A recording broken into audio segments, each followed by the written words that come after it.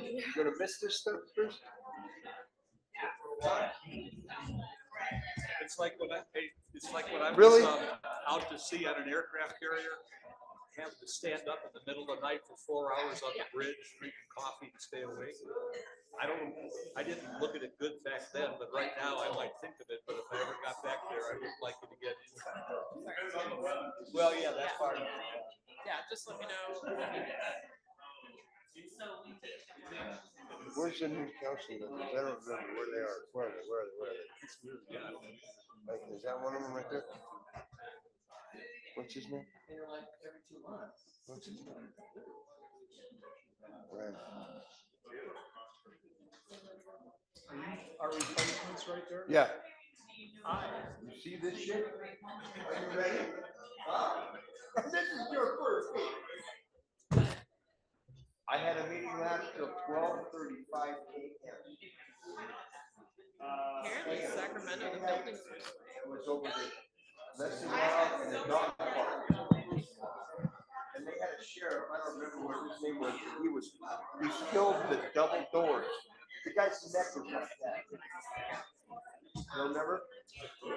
Bizarre. No, it's huge. Huge. So we were there till 12:35 a.m. Yeah. over that dog. Hello. Where's everybody?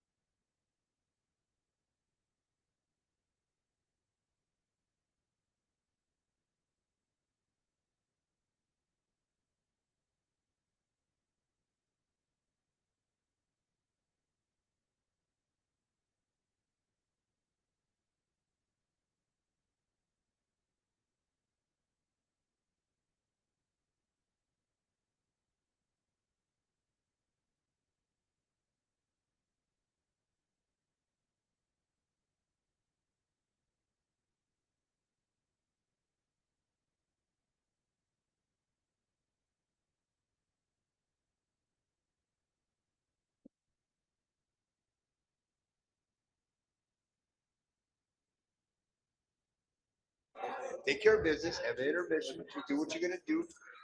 And then you guys can carry on and we're going to Railroad Park for a celebration up there. No, I won't be any. What, 11:30? No, Dave, the reason it's so quick is they put the full disaster plan. 90% of this is the disaster. And we already went over that, so it's gonna be a quicker item. Let's stick around, we'll stick around. No, most of this is just gonna be, I mean. Yeah. Yeah, We're- almost. We have the lead and copper survey on here. It's gonna be, there's boring stuff like that on here. Okay, wait a minute. Let's go to the second page. Oh, no. No.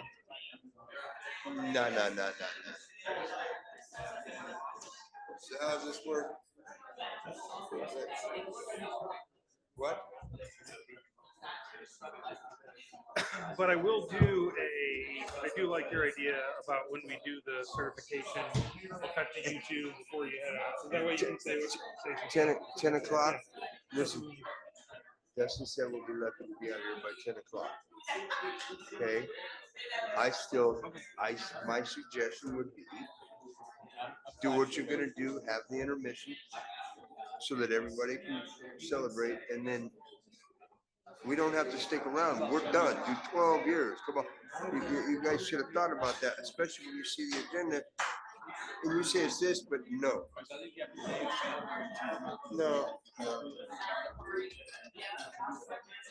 Otherwise, thanks. Enjoy the cake, but ain't happening. I will not. We will do that. We'll take a break after the we'll do a little thing for the certification. I can't do it. Hand out the certificates. Come back at 10 o'clock. I ain't doing it. I gotta work. Dude, I'm out involved where they're building the pot roast. We'll do it in between certifications. I'm out there doing the pot roast. Electrical man to a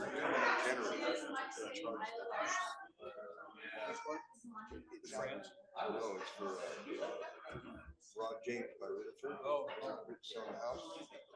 It's hammered. Yeah, I'm ready.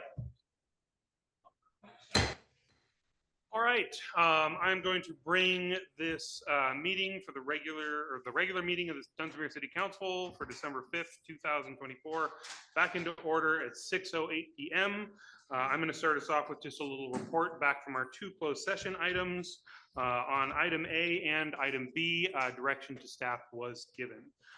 With that, we will do the flag salute. Direction was given. Pledge allegiance to the flag of the United States of America and to the republic for which it stands, one nation, under God, indivisible, with liberty and justice for all. All right. Wendy, if you could lead us in roll call, please. Or wait, sorry, I'm moving ahead of myself. If I could have everyone just give a brief moment of silence for Becky Catlett. The gatekeeper.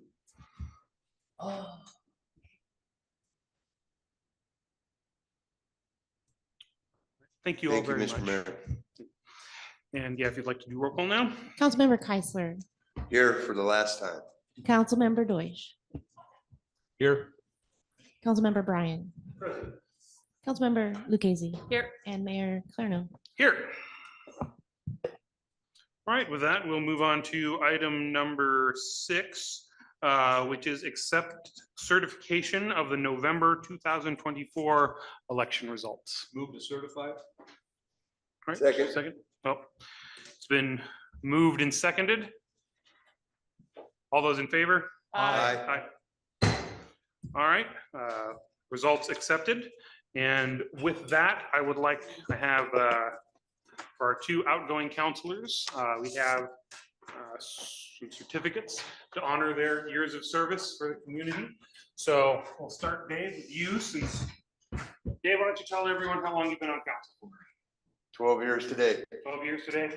Congratulations Thanks. for all of your service. Thank you very much. Appreciate it. Bruce, you have been on council for 9 years, correct? 9.5. 9.5? Yeah. All right. I have a certificate for you as well. Thank you. Thank you for everything you've done for the community.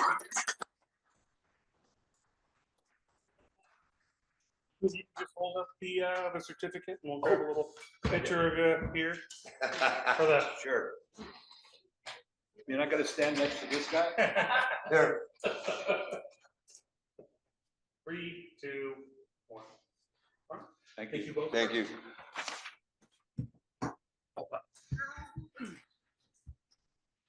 All right, and with that, we will swear in our. Oh, yeah, sorry, it's been a long, long day. Before we do the swearing in, though, I do just want to give each council member who will be departing the role a chance to speak.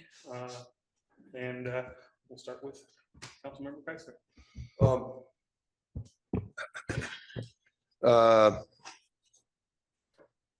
Been here a minute, haven't I?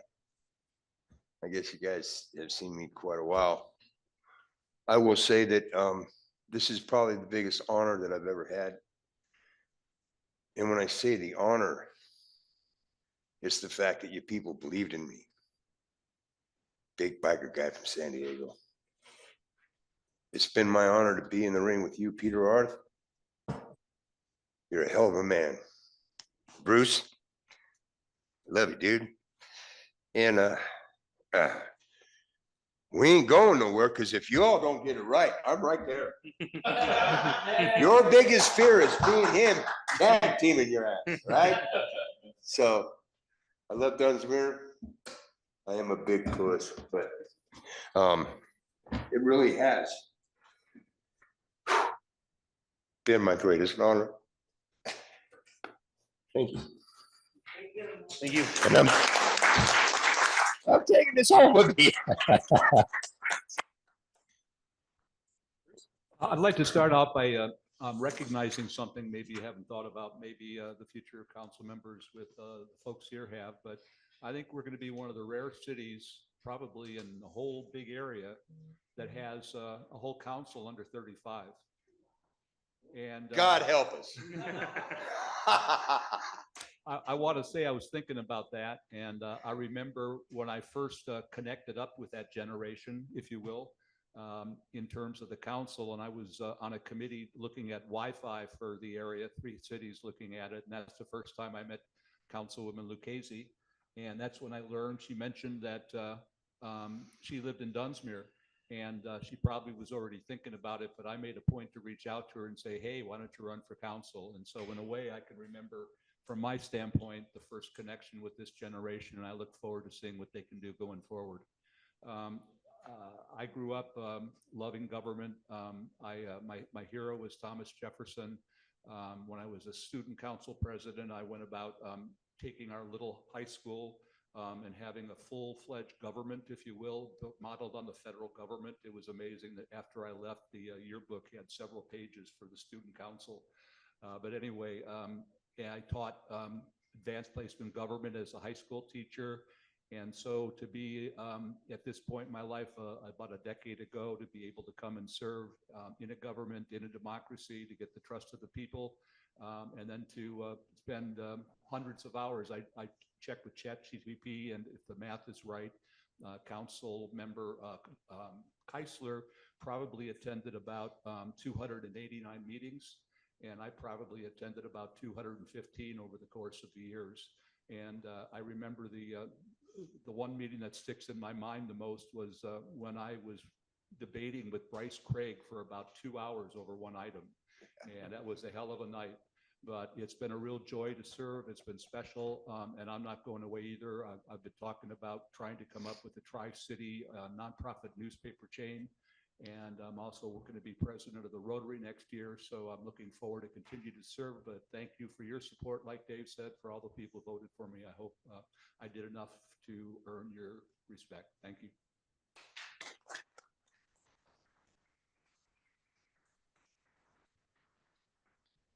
Okay, wait.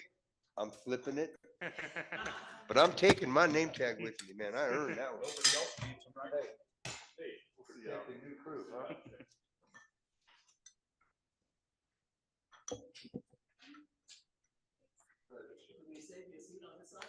No, we'll be back. Come on, we'll let you. No, we'll be back.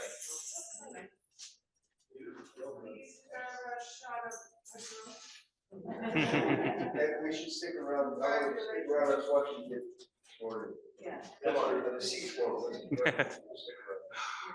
All right, with that, we'll move on to swearing in of the new officers. Come on, guys, get up there. They got a drum roll. Come up and. And actually, if you want to come up right up here, and then we'll all do it right up here. Sure. And Hannah, if you want to come up as well. You're just all gonna raise your right hand and repeat after me, and when it says the blank, state your name, okay?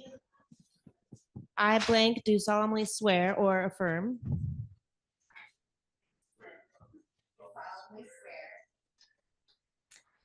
That I will support and defend the Constitution of the United States. That I will support and defend the Constitution of the United States And the Constitution of the State of California. and the Constitution of the State of California Against all enemies, foreign and domestic. against all enemies, foreign and domestic. And that I will bear true faith and allegiance to the Constitution of the United States. That I will bear true faith and allegiance to the Constitution of the United States And the Constitution of the State of California. and the Constitution of the State of California. And that I take this obligation freely. And that I take this obligation freely Without any mental reservation or purpose of evasion. without any mental reservation or purpose of evasion. And that I will well and faithfully discharge the duties upon which I am about to enter. And that I will well and faithfully discharge the duties upon which I am about to enter. Congratulations, Hannah Smith, Brandon Hubbard, and Sarah Sebring.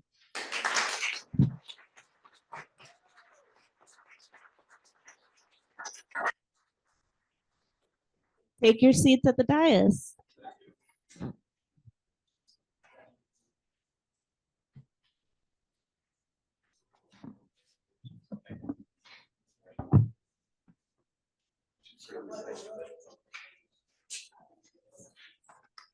Congratulations. Thanks, sir.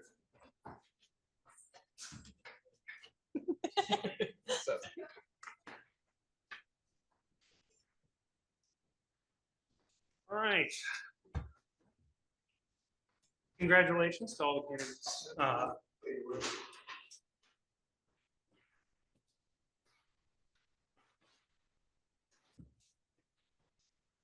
Becoming the new council and treasurer. All right. With that, we'll move on to item number 9, special president, or sorry, eight, roll call for the new council. Yeah. Oh, yes. For anyone who is interested, there will be a small little reception afterwards in the council chambers to honor the council members who are departing and the council members who are arriving, along with the treasurer, for anyone who would be interested to be here at the end of the meeting. All right. With that, we'll move on to the roll call. Councilmember Sebring. Here. Councilmember Hubbard. Present. Councilmember Bryan. Councilmember Lucchese. Here. Mayor Clarno. Here. All right, and with that, we'll move on to item number 9, special presentations and announcements. We have 2 special presentations today. The first one is item number A, downtown revitalization survey results, presentation by Cosmont Companies. All right, Mayor and Council, I think we got Bob Valente on Zoom, so you And need to, do you don't need to forget share your to- screens, Bob? Yeah, does he need to share a screen? Yeah, I can share my screen. Okay, I think I need to give you permissions. Just give me one moment. Got it. Thank you.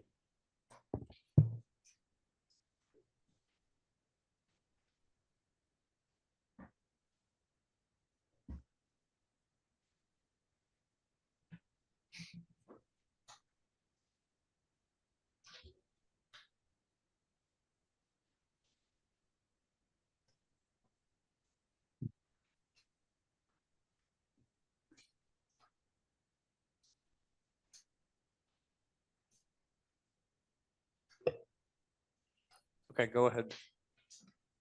Right. Can you see my screen? Yes. And All right, thank you. Good evening, council members. My name is Bob Valenti. I am a senior vice president with Cosmont Companies. We have been doing some work with the city on a downtown revitalization and retail recruitment strategy, as well as working on some next steps for additional retail recruitment and advisory services to really implement that strategy. So to help guide the council's next steps, the city and Cosmont conducted a community town hall meeting, and we also ran a community survey to gather some feedback and some input from the community. So I'd like to spend a few minutes here summarizing some of this feedback that we received. So just again, as an overview, we conducted the survey between July and September. We used both an online survey tool as well as paper surveys. We received about 169 surveys were submitted, most of them paper surveys. So most respondents were residents. About 93% of respondents were residents of the city. We also received some responses from business owners as well as employees that work in the city. About half of the respondents have lived in the city for over 20 years, and around 15% lived in the city for less than 5 years. Respondents tended to be a bit older than the city's median age, with around 60% of respondents being at least 65 years of age or older. Now, the survey had 3 main questions. The first question asked about the level of priority that the city should place on some overarching strategy categories. I should note that respondents were generally very supportive of all of these strategic categories. Each of them received at least 50% of respondents saying, that they should be either high or highest priority. But the top responses were for improving the downtown business environment, small business assistance and entrepreneurship, and leveraging natural resources and tourism. Those are the top 3 categories that we saw from this question. The second question dove a bit deeper. It was looking at the level of priority for different action items. Again, I want to stress that respondents were generally supportive. Each of them received at least 58% of respondents saying that they were either high or the highest level of priority. But again, some of the top categories here were pursuing grant funds, fostering entrepreneurship and helping small businesses, evaluating finance strategies, encouraging and attracting private investment, and investing in infrastructure and marketing Dunsmuir. All of those received at least 2/3 of respondents ranking it as either high or highest. The third question asked about the level of priority for some different implementation next steps, really some kind of concrete next steps here. Again, respondents were very supportive. Each item received at least 2/3 of responses being high or highest level of priority. The top categories were what we call BEAR, business expansion, attraction, and retention, infrastructure, and property owner collaboration and project shaping. We also provided a space for respondents to write some of their own comments. There were a lot of comments, but just kind of distilling them down around some key themes that we saw here. We saw the importance of dealing with vacant storefronts and improving the streetscape, particularly in the downtown area. The importance of business incentives and support to help existing as well as new businesses. The importance of economic development strategies like infrastructure, project investment, marketing the city. Several comments stressed Dunsmuir's natural beauty and how that can be leveraged to drive tourism, and really pointing out some of the tourism and recreational opportunities that the city can leverage and market to bring visitors to the city. And then finally, a lot of comments really stress the importance of collaboration. Collaboration between the community, between city officials, businesses, residents, property owners, investors. It takes a village really to bring economic development and bring improvement to the city. Now, just to kind of summarize and talk about some next steps that jump out to me based on these results. Certainly improving the streetscape. So programs like facade improvement and other programs that can be used for businesses and property owners to improve their spaces. Business expansion, attraction, and retention activities. This is something that Cosmont works on with a number of cities up and down California. That can include a wide variety of things. It can include checking in with existing businesses and connecting them with resources. It can mean conducting marketing exercises that can highlight the city and some specific opportunities that are in the city. It can mean doing outreach to developers and retailers and brokers to talk about some specific opportunities and try to bring businesses to the town. It can mean collaborating with businesses, industry groups, and other governmental entities, and also exploring regulatory reform efforts that may be able to help foster a more business-friendly environment.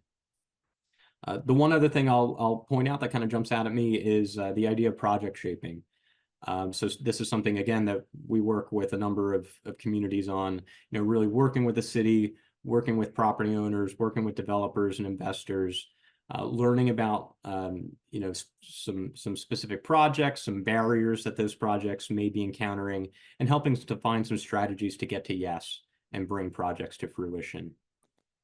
So with that, if you have any questions about the survey or potential next steps, I'm happy to talk about that here with you, but we just wanted to provide a summary of the survey and to provide some input here for council to determine some next steps when it comes to the downtown revitalization strategy that we're working on.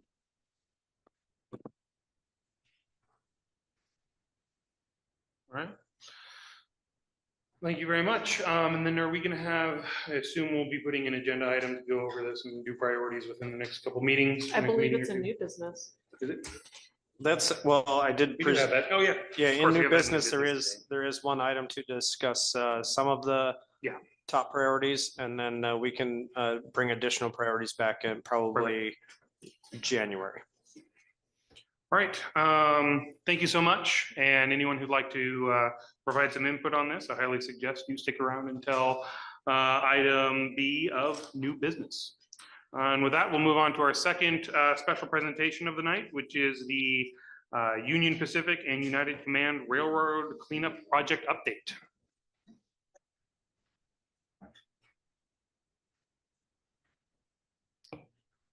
We put together a PowerPoint. Fantastic. Good evening, council members, mayor, new council members. Congratulations. Wow, what a big night. So exciting to be here for that. It's fun to see government in action. So thank you for having us and having us on the agenda. I'm Peggy Egbuheim with the Union Pacific Railroad Company out here. We have a big presence in the city of Dunsmuir, so thank you for having us.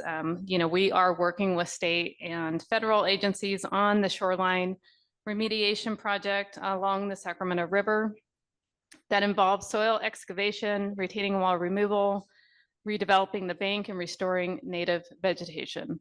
The project is designed to protect the community and increase river capacity, provide more habitat for fish and wildlife. And Anna here with Department of Fish and Wildlife has put together some slides to show you some pictures, and then we are going to be open for Q&A and anything relative to the restoration. It's beautiful. I think you guys are really going to enjoy it. Anna? Thank you, Peggy. So as Peggy mentioned, I'm Anna Burkholder with California Department of Fish and Wildlife, Office of Spill Prevention and Response, and I've been the liaison officer on this project. And like Peggy mentioned, we put together some slides to show you. Some of you have been here, you've seen some of them, but especially for the new council members, this will hopefully be helpful, and it'll kind of show what we've gone through this year. Oops, Blake. Oh, it worked. I'm so sorry, everyone. Let me back up.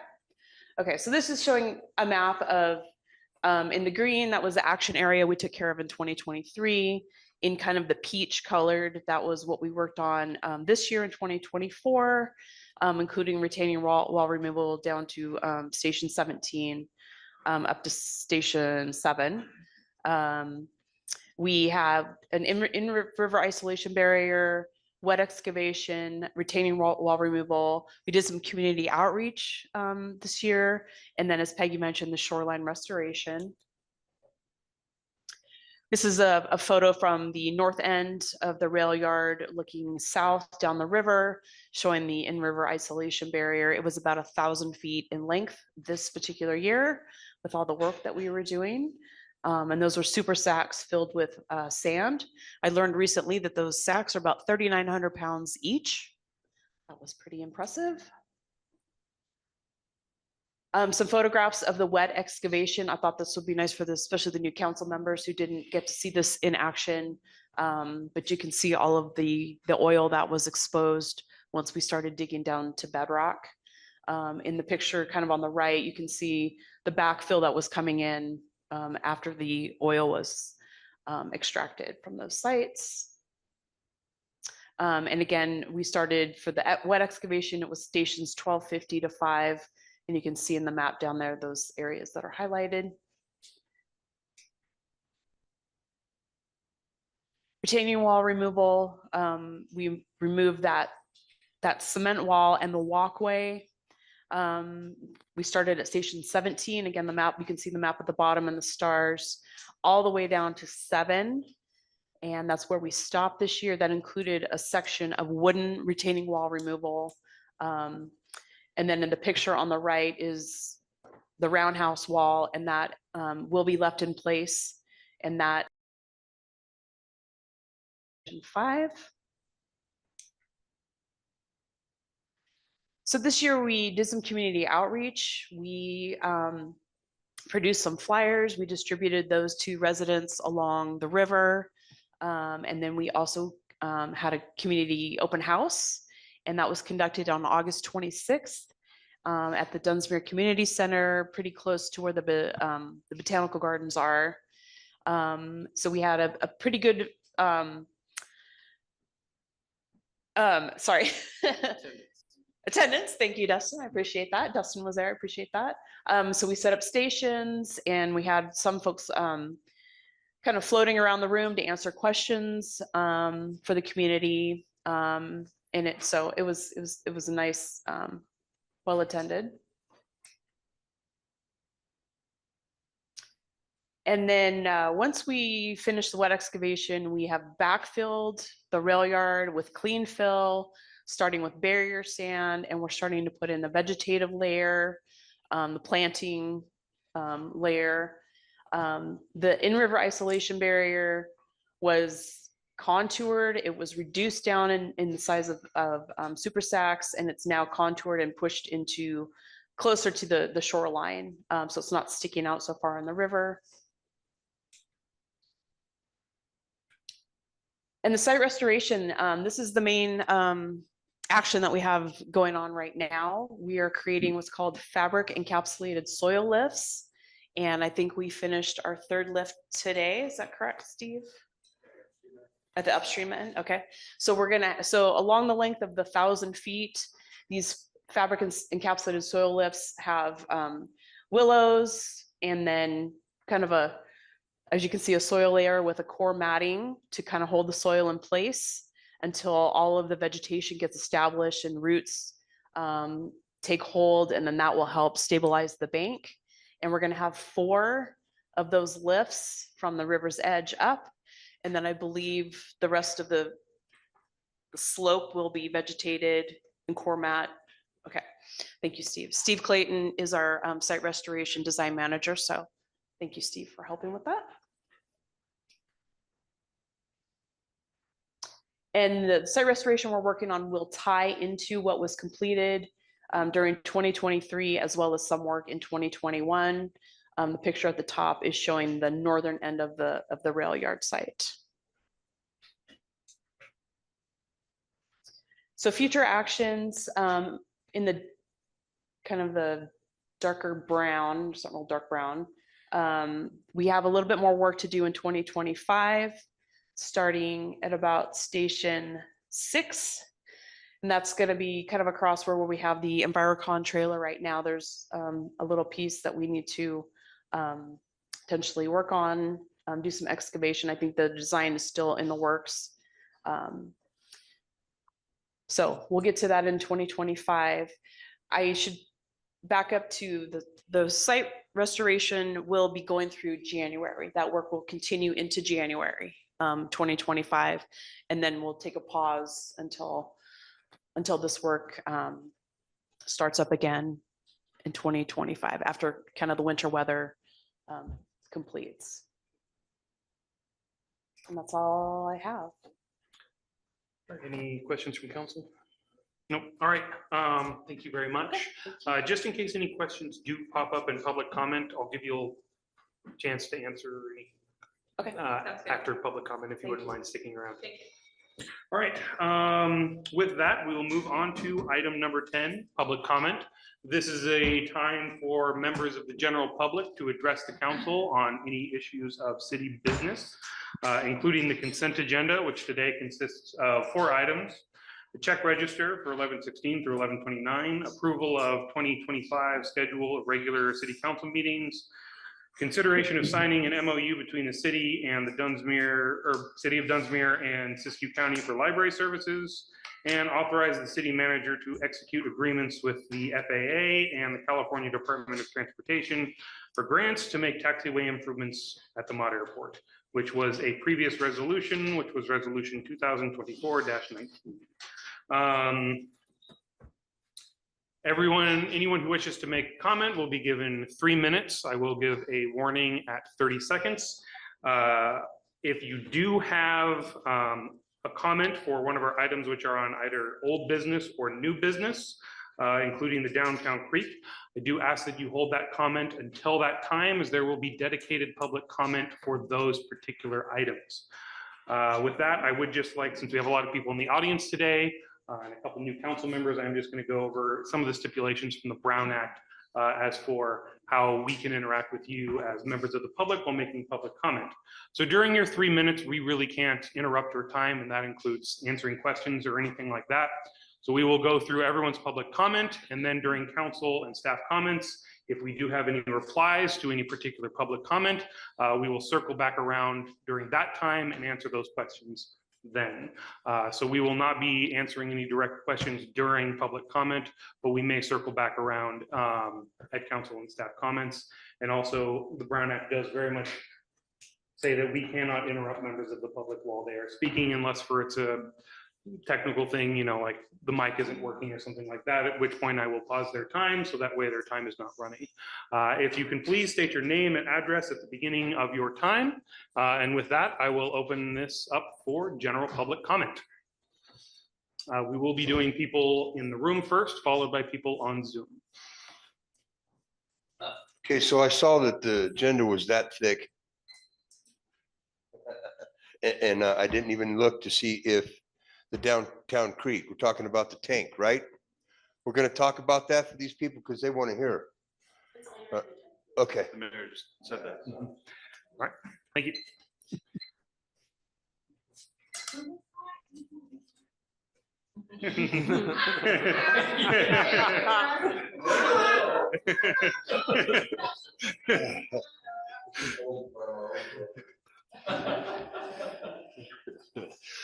Peter Arth, 5859 Sacramento Avenue, Dunsmuir, California, in the heart of the historic district. I wanted to, of course, give a personal note of appreciation as an old warrior in Dunsmuir city government to both the old warriors and the new warriors. You hold the future of our community in your hands. It's that simple. I had the opportunity to participate as a guest at the board meeting of the Dunsmuir. Right on time. I did pause your time for. It's part of my commercial. I asked them to do that. It's the real thing. I think you're good. Okay. They had a monthly board meeting last Tuesday, and two things were of significance to me. It was a 2-hour-long meeting. It was very well organized. Everybody that attended the meeting wanted to improve Dunsmuir's business environment. So one of the obvious and happy developments comes on Saturday the 14th, which is both the Candles in the Canyon, a longstanding traditional event, and Second Saturday. And I hope everybody does their best. I know they will because of item number 2, which is the city manager attended the board meeting and stayed there for the entire 2 hours and has either committed or is thinking about becoming an ex officio member of the Dunsmuir Chamber of Commerce, which he has done in other jobs. And to me, simply watching the exchange between who was running the chamber meeting, which was Tony from Dunsmuir Tire, and Dustin, the city manager, you could already see them planning for essential activities. Anything that you want to try to do, you're going to face who's got the staff, who's got the resources. The chamber has a very modest budget and one underpaid executive director. You have somewhat more, but them working together felt like a very positive synergy for our community. And that leads me to asking one more time, as you organize yourselves for 2025, you need an economic development committee. You need 1 or 2 of you that care about the top items that the community cares about, which is improving the downtown business environment and vacant and blighted storefronts as a critical issue. I hope you do that. I know there will be plenty of people that will want to help. Thank you. Thank you.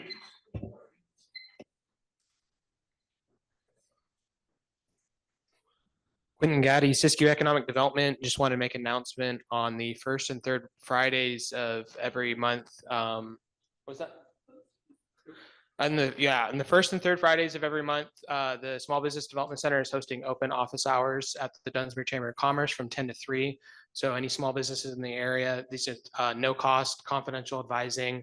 Have met with several businesses here before who said, you know, if we didn't show up down there, they probably would not have worked with us.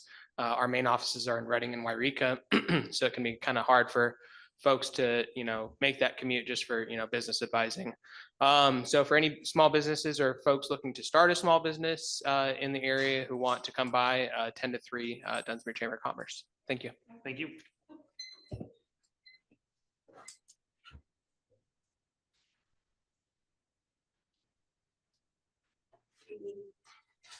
Magnolia 4120 Edith Dunsmuir. You're probably tired of me talking, but there's a few things I have to say. It's almost a year now that I've stood before you in all honesty and professionalism to ask why I haven't been put on the agenda.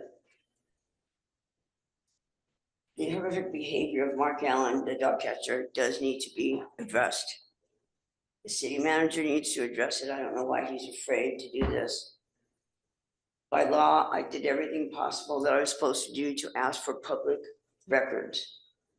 Mr. Kenny, the attorney, insulted my intelligence. I was supposed to get those between 10 and 20 days. He sent me 2 pieces of paper. He told me at first there were so many of them that I really wanted them. And time again, I said yes. 2 weeks ago, I got 2 pieces of paper in the mail that were on my abatement. So my intelligence has been challenged and I don't like it. I'm not an idiot and I do deserve respect. There's 2 new members of the council. I've been here all year. I missed one meeting. I did not see any of them here at all. So why did you guys run? I hope that you learn and see and do with your own thoughts in your own mind and understand what's going on here. I've lived here 38 years and I'm not going anywhere. There's a law that I don't understand, that supposedly living together as spouses, you're not supposed to be on the council. I don't understand that law. I don't understand. That was a rumor that went around, so I hope that's not true. And I hope it's all legal, what you guys are doing.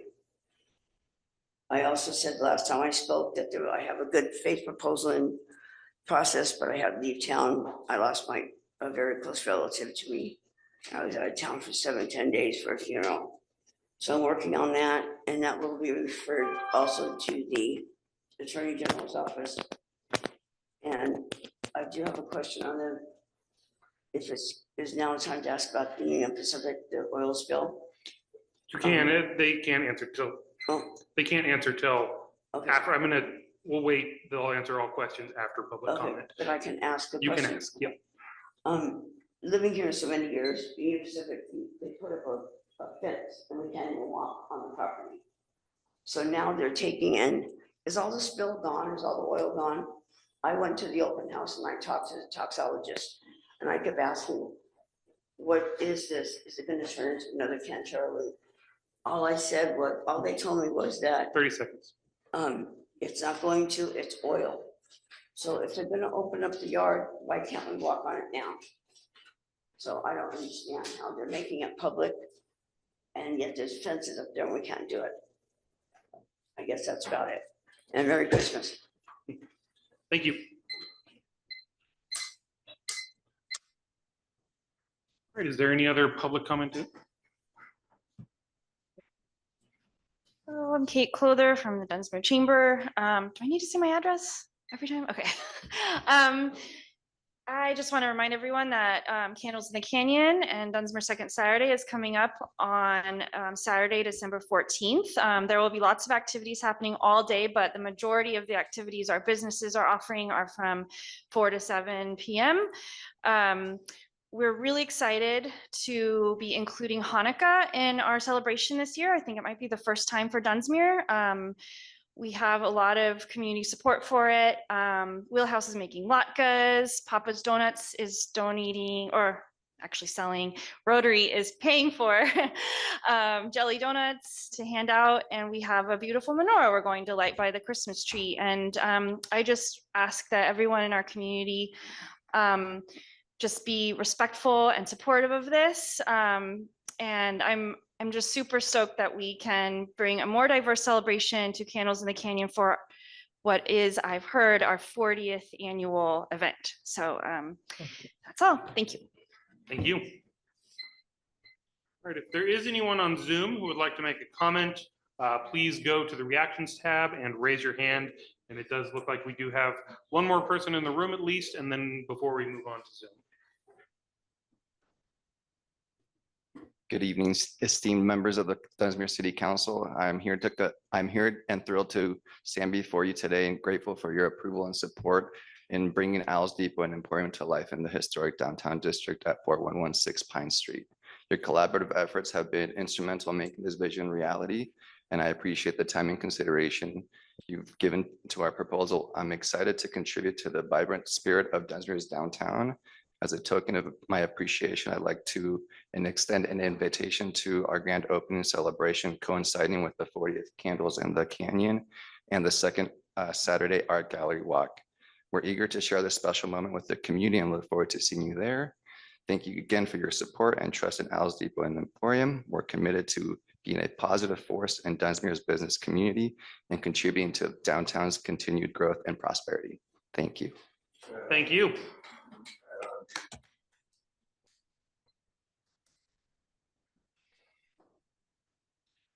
All right, we'll go to the Zoom comment now.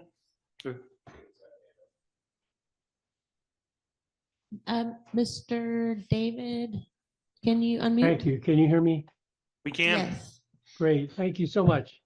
I've got two thank yous. First, to the council members remaining on council. You guys have been wonderful. You have listened, you work hard, and I'm so grateful that you're staying on the council and going forward. I'd like to thank the two new council members for taking on something that I hope proves to be really rewarding to you personally. Your service is going to be a benefit to all of us in the community, and don't think you won't be appreciated, because you will. One other thing I want to say is that a lot of times when people take an oath of office, that's the last they think about it. It's just something you do, and then you move ahead in some public position. So I want to just bring up one tiny little point. A lot of times people don't know what it means in the oath when it refers to enemies, foreign and domestic. What's a domestic enemy? So what I want to say on that score is, you didn't swear an oath to a person or a group of people or a company, you swore an oath to an idea. One of the greatest ideas mankind has ever come up with, our US Constitution. And so I hope you bear in mind that your duty is to the Constitution and not to anyone else. Thank you so much for being here. I appreciate it. That's all. Thank you. Thank you. Is there any other further general public comment this evening? Seeing none, I will, yeah.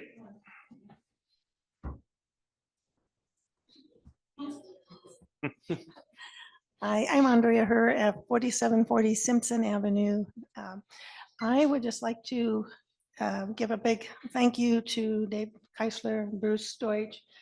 They have worked so hard and have been so dedicated to our community, and also really appreciate the remaining members for all you do, and welcome the new members, because it's such a huge commitment to take on, and we really appreciate it, and wish you well, and thank you. Thank you. All right. Any other further general public comment this evening? Seeing none, I will close public comment. With that, we'll move on to item number 11, or, oh, sorry, I need to give you the opportunity to address the public comment regarding the rail yard. Thank you, Peggy Egbuhai again with the Union Pacific Railroad. Thank you for the question regarding the oil removal and what we're doing. The site remediation project is designed to remove the oil that was seeping into the river. We are successful in that endeavor, and it looks fantastic. So we're very happy with the project and the amount of work that's been done in the shoreline restoration. We no longer have oil seeping into the river. That was project 1. The second question relative to access, this is and it's private property. It's Union Pacific private property. It always has been private property. It continues to be private property. We do ask that the community please respect Union Pacific's property and not enter onto property. It's heavy industrial in nature. We run our trains, as you can hear behind us now. We sound our horn for every crossing and really for anybody who's on the tracks, for the safety of everybody, and truly for the motorists that are using the crossings, the pedestrians that use the crossings. The train horn is very loud. It's designed to be very loud, and it's federally regulated at 96 minimum. So I hope that answers the question. I know that there has been a lot of inquiry relative to access to the restored shoreline. We certainly are respectful of the laws of the state of California relative to the high water mark and do not dispute those whatsoever. So I hope that helps answer the question. And I think my phone number has been out there and on sign. So if you have any further questions, please feel free to reach out to me. Thank you. All right, and with that, we'll move on to start this evening with Sergeant Ortiz. Thank you, Mayor. Just to speak further to these. Turn your mic on. Turn the mic on. There you go. Good. To speak further to Union Pacific's point, we do have a letter on file indicating their everyday constant desire, if needed, to press charges criminally for the crime of trespass. It's a very serious thing. As she stated, it never ever has been okay to walk down there. I realize it gets overlooked and nobody gets, not every person that puts their pinky toe on UP's property goes to jail, but just keep that in the back of your mind. If you're on their property, you're not legally there. And if confronted, you could, by law enforcement, you could face criminal charges. And other than that, I have nothing to report. Thank you. City Manager Reef. Mayor and council and the community, I wanted to just express from the staff our personal condolences to Becky. As some of you may or may not be aware, she did do all of the cleaning for all of our city facilities. And so we just send that out to Becky's family. City Hall will be closed from December 23rd through January 1st due to the holiday landing on a Wednesday, Thursday. We have a Tuesday, Wednesday off, and then we have another Wednesday and half a Tuesday off the following week. So short staff, people are gonna take some time off, so we're gonna close City Hall. There will be staff available to respond, just not, the City Hall won't be open. And I wanna reiterate Candles in the Canyon. The tree is now up. City staff helped install the tree yesterday with the help of volunteers. I believe it's like 40 something feet high. Looks tremendous. So want to make sure that everybody comes out and participates in that. Yesterday, the new water line on the Sacramento or on the southbound freeway is now has water flowing. A long time coming, working with Caltrans, but the water line passed and now they're in transition and deconstruction of all of the under materials, and then restoration for Tollendali will hopefully begin next spring, depending on how weather goes this winter and how long they're able to work. And then as mentioned by Mr. Arth, I did attend the chamber meeting this week, and I did ask the chamber to consider adding the city manager position as an ex officio as a part of their board. It's been an effective tool for me and in all the other cities that I've managed, to where I can communicate with the business community and establish that and keep that relationship strong within the community. So I did ask the board that, and they'll consider that next month. The library, an update on the library, spoke with the adjuster this afternoon for the county. And currently just the books and potential loss there are somewhere between 15 to 25,000.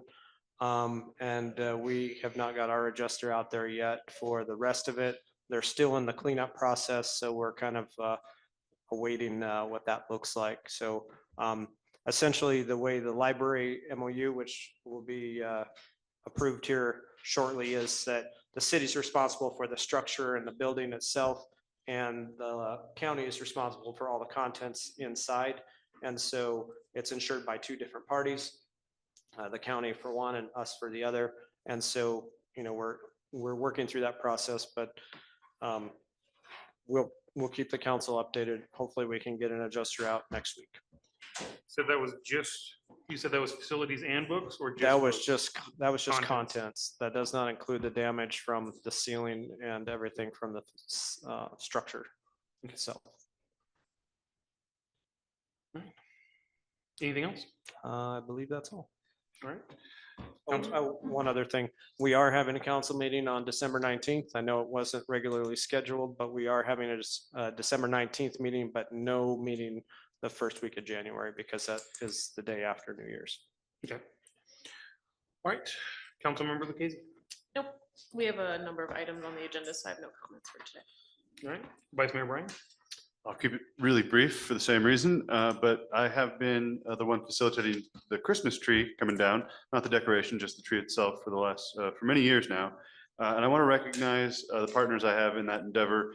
Mount Shasta Ski Park, in particular, Richard Coots, goes up to pretty high elevation. I think this tree came from about 6,200 feet elevation and was cut and brought down to the parking lot, all ready to go. And then Mountain Medics, the owner Chad McCall personally brought a 40-foot trailer. We loaded it up with a crew, brought it down here, and then Dennis De Labana and his public works crew, I believe Rob was the guy that helped, stayed late last night putting it up. And I believe with the help of many volunteers at the chamber, our fire department is going to be assisting this year with the ladder truck and putting lights on the tree. So just thank you for everyone for making that happen for the community, particularly Mount Shasta Ski Park, Mountain Medics, and Dennis. Thank you. Thank you. Councilmember Seaver. Councilmember Hubbard. Well, I'd just like to say thank you everyone for being here, and it's a great honor to be chosen for this position. I look forward to working with everyone and hearing feedback and learning a lot. Thank you. All right. One more, if you don't mind. Sorry, I forgot to write down. I did want to say one thing. I had the opportunity to talk to all the candidates for running for council. And I just want to thank the candidates that were not selected, because I know that they cared deeply for the city and they had a lot of good intentions. And I encourage them to stay involved, because we're not a particularly hostile political environment where people were running against each other with completely diametrical ideas. I think that both Mr. Bailey and Mr. Tassi have wonderful ideas and a lot of positive energy. So I'd encourage them to stay involved, and I thank them for putting themselves out there. I know it's not easy. And congratulations to the new members as well. And as it's already been brought up several times, we have a pretty long agenda today, so I'm going to keep this short and just do a little pitch for Candles in the Canyon here. I know it was already mentioned during public comment, but it'll be on the 14th. There's a lot of other stuff going on. Second Saturday, new businesses opening. So make sure to come down and check it out. All right, and with that, we will move on to item number 12, committee reports, of which I believe there are none today. And we'll move on to item number 13, approval of the minutes of November 21st, 2024. Motion to approve the minutes as submitted. I'll second that. All right, it's been moved and seconded. All those in favor? Aye. Minutes approved. All right, with that, we'll move on to the consent agenda, which today consists of 4 items. The check register for 11/16 through 11/29, approval of the 2025 schedule of regular city council meetings, consideration of signing a memorandum of understanding between the city of Dunsmuir and Siskiyou County for library services, and item number D, authorize city manager to execute agreement with Federal Aviation Administration and California Department of Transportation for grants to make taxiway improvements at Mott Airport. Resolution 2024-19. Mr. Mayor, I'd like to make a motion, but I'd like one amendment. In the regularly scheduled meeting, it shows that we're not going to have a meeting on June 19th because of the federal holiday, or on July 3rd because of proximity to 4th of July. I do believe with us adopting the budget before July 1st, that's going to be an inconvenient time to have a whole 2 months without meetings. I would move we add, well, I would move we add the meeting following the June 5th meeting, doing a meeting on June 12th as well.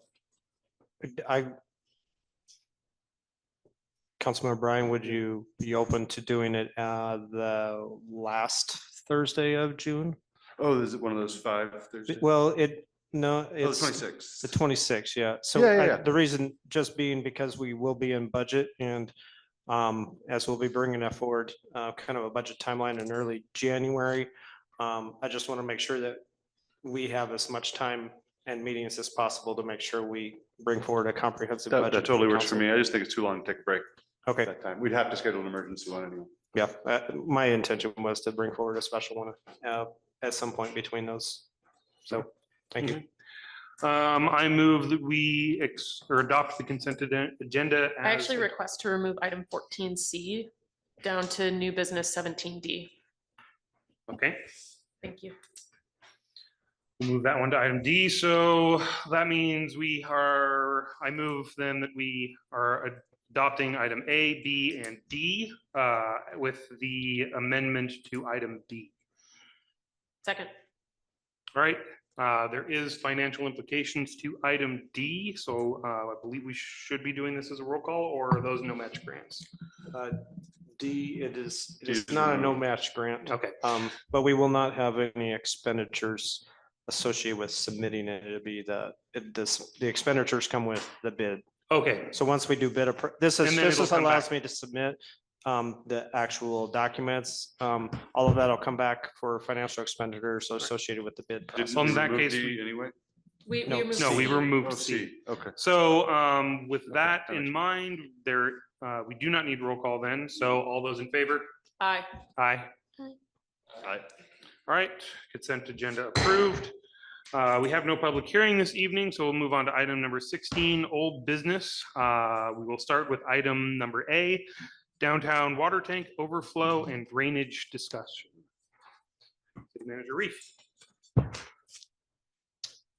Mayor and council, so this has been, I've been informed this has been an ongoing thing since 2016 roughly. So in 2015, somewhere in 2014, 2015 is a little bit before that, the planning started to meet some of the requirements for chlorination of our water system in the event of an emergency. And so that was a mandate that came down by the state. During that timeframe, we conducted environmental studies in 2015, and then also went through the process to submit for funding and subsequently the construction of our new water tank. And a portion of that, a part of that was for us to be able to control the flow. For the past 100 years, we have not been able to control the flow going through our water tank. So therefore, if we did need to emergency chlorinate, we would have contaminated the Sacramento River, which when you add chlorine to a river, it basically kills everything off. And so in that process, we have subsequently, to meet those requirements of the state, as well as other regulatory requirements associated with us being able to account for all of our water and water loss. The city has now taken control of the tank as of October 31st. We now own the tank 100% and it's in our control. And so in that process, the tank water is no longer overflowing, and there's been some public comments that are associated with this, and the council asked to bring it back for further discussion. So in looking at the kind of thought process of, the community and how can we serve that, their interest in wanting to have the water flow. I think there's a couple of things that we need to look at before we consider that. So the water's been flowing for over 100 years. We have no known inspections of the system that is under the surface since who knows when. We just know that we have areas that we have troubles in, and I think it would be prudent for the city council to move forward with some inspection related work and of our infrastructure to understand where that's at. And secondly, there is some issues associated with how do we account for the water if we do turn it on? And so I do have a potential solution for that, and that would be metering that water. And it is, then we can account for it, with a meter. But other than that, and we can turn it off when we have high flows in the winter, and we can run it in the summer or something along that lines. But I want to leave that open for discussion for the council. So I'll take any questions you have. And just checking here, that's the new state that we cannot have any more than a 5% loss in the system. Correct. Okay. That's a regulatory requirement, and we have to report that as a part of our water reports. Yeah, we've also been informed that Fish and Game has, not been interested in keeping the creek as far as on grounds of natural waterways. Is there any objections from that angle from the state? I was led to believe that there were. There is something within I don't have it in front of me, but in the actual rebuttal from the Department of Fish and Wildlife, there is something in there. They state that they are they didn't close the door, but they're open to allowing it. So I don't know if that requires us to ask for beneficial use and a permit of some sort, but there is some requirement associated with that we could do it, but there's a little bit of a hurdle there that we may have to that we should explore. All right. Any other further questions before we open this up to public comment? Okay, with that, I will open up this item to public comment. This has the same rules as general public comment. 3 minutes. I'll give a 30-second warning when the time is almost through. The one thing I do want to specify is we do have a decent amount of people in the room here tonight, specifically for this item. And for these specific items, I do ask that you refrain from discussing anything but this particular item. So please just limit any public comment when you come up to this particular item. Helen Cartwright, 4200 Pinewood Drive. So I know that the creek issue is and I'll just call it creek because it's water flow, it's a stream, it's a drainage ditch. But to make it simple, I'll call it the creek. I know it's confusing. I myself have looked through 8 years of documents, studies, letters from water rights attorneys, letters to the city from Fish and Wildlife, from state water boards, letters from the council people, just all kinds of correspondence and studies. And it is confusing. And it's further confused because during the time this project's been underway, we've had, that I can count, 6 city managers or interim city managers. And the feedback from the city has been everything from, we know the community wants this, we want it to happen too. We will build a new tank with a spigot and a meter to measure the water, and the city council can vote on whether to turn the water off or on. From that to, it's a drainage ditch, it's a waste of water, and the state wants it turned off. So that's the spectrum. And of course, our water right in Dunsmuir is liquid gold. It's just so important. And I don't think any of us really have a full understanding of our water right, what beneficial uses would be for our water.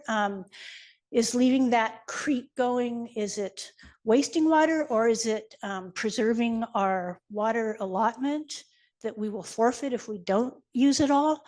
There's just a lot of questions and not a lot of answers, or a lot of different answers. So my idea is that you guys create a committee of council people, a couple of council people, some citizens in the community, whoever you think would be best, and let this committee study the issue in more depth and then report back to the full council with their recommendations.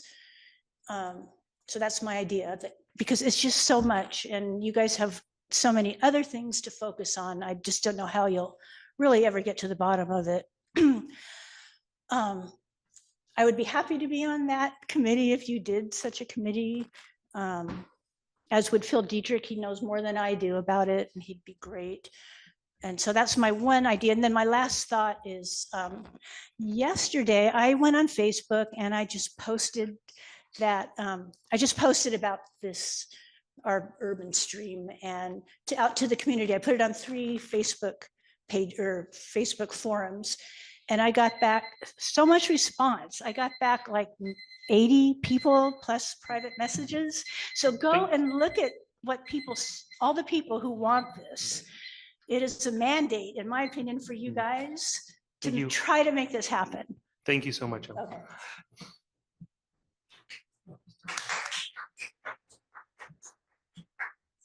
Hi, my name's Tiris Wilson. I live at 5715 Castle Avenue. And I was also thinking that it would be, first of all, it was really encouraging to hear just what you said. It sounds like a lot of maybe some positive, some new ideas and maybe some compromises. And some thinking about how we can make this work. So that was really cool to hear. I didn't quite understand all of it, but I think it sounded really good. But I also thought it would be really great if we had a committee with whoever some of y'all and then some concerned citizens to kind of sit on a committee where we could come up with some ideas that would work for everybody. Kind of, if we could come to those kind of a conclusion that would work for more people. And I would also volunteer to be on that. But it's something that's the water goes all the way through town. So I think it's super a part of Dunsmuir and a really important part of Dunsmuir. And so I think it's something, and a lot of people really care about it. And I think we should, we could work to see what we could make work. Thanks so much. Have a good one. Thank you. Thank you. Hi, my name is Kanaya Elderberg. I'm 5706 Castle. Always a little nervous, but I'm going to talk about data because I'm glad that I learned new things today. I own 4 businesses and I do a lot of research. And the data coming from the offices before have been really not clear what the rules were. So I am happy to hear about the new talk about it because it's important. The first thing when we came in was talking about how to make Dunsmuir a better. I love Dunsmuir. I bought my house here. I want to retire here. I want to have a business here. How do we do that? Dunsmuir's greatest water on earth. We have a creek, or what we're going to call it. It provides a vibe. I'm going to use the word vibe because people come here, they want to see it. It's under the wheelhouse. It's trying to figure out how we can save the creek. I do not believe until we get the studies on if it's contaminated, because you guys let it come out sometimes and then not some other times, because I live next to it. So the state did own it. Now you guys own it. It's up to you guys to see if we can have it. We still don't have enough data, because data is the most important thing to me when I'm talking to anyone, is like, well, how do we make this work? And how will this creek make Dunsmuir City better by bringing new businesses in, right? So we have this slogan. I just think there's a lot more to talk about it, and I really want to keep it, of course. One of the reasons I bought here is that creek. I bought my house because of that creek. Last thing, my name is Kanaya. It's Native American for the sound of water. I literally flipped a quarter. That house didn't even have a bathroom in it. I gutted it. It was to shreds. It's an over 100-year-old house. And I worked my bone to have this house because of that creek. And that's just what I wanted to say. Thank you.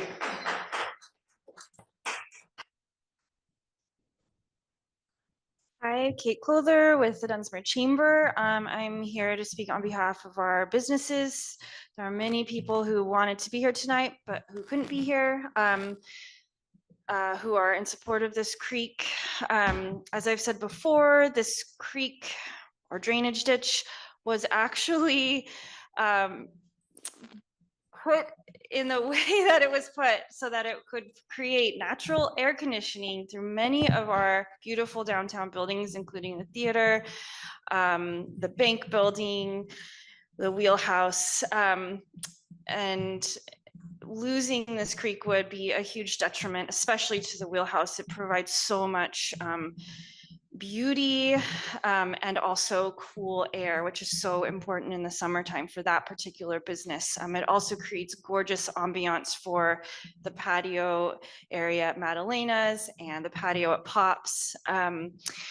I know many people who come through and stop at the wheelhouse specifically to look down at that creek and buy lunch while they're there. I just think it's of vital importance to do everything we can to save it. And I am in full agreement that a committee would be great to really form this think tank around it. And thank you for your support. Thank you.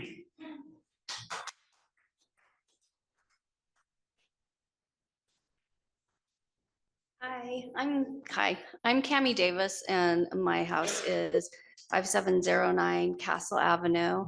I lived there for a year, and now I do run it as an Airbnb. The creek is right next to the house, and I'm wondering if possibly I had the most beautiful view of the creek because there's a pond up above it and then it goes down a little waterfall that was, I would say, almost 3 feet high. And then, you know, continues on down other houses, et cetera. So of course, that is part, like Kanaya said, of why I bought my house. I feel like the creek, when it doesn't flow, it is, especially if you guys turn it off for good, except for seasonal, it's really going to affect the value of my home. It already has affected my Airbnb business. In fact, I found out that it wasn't flowing from my Airbnb guests, which was really embarrassing that I hadn't been notified about that.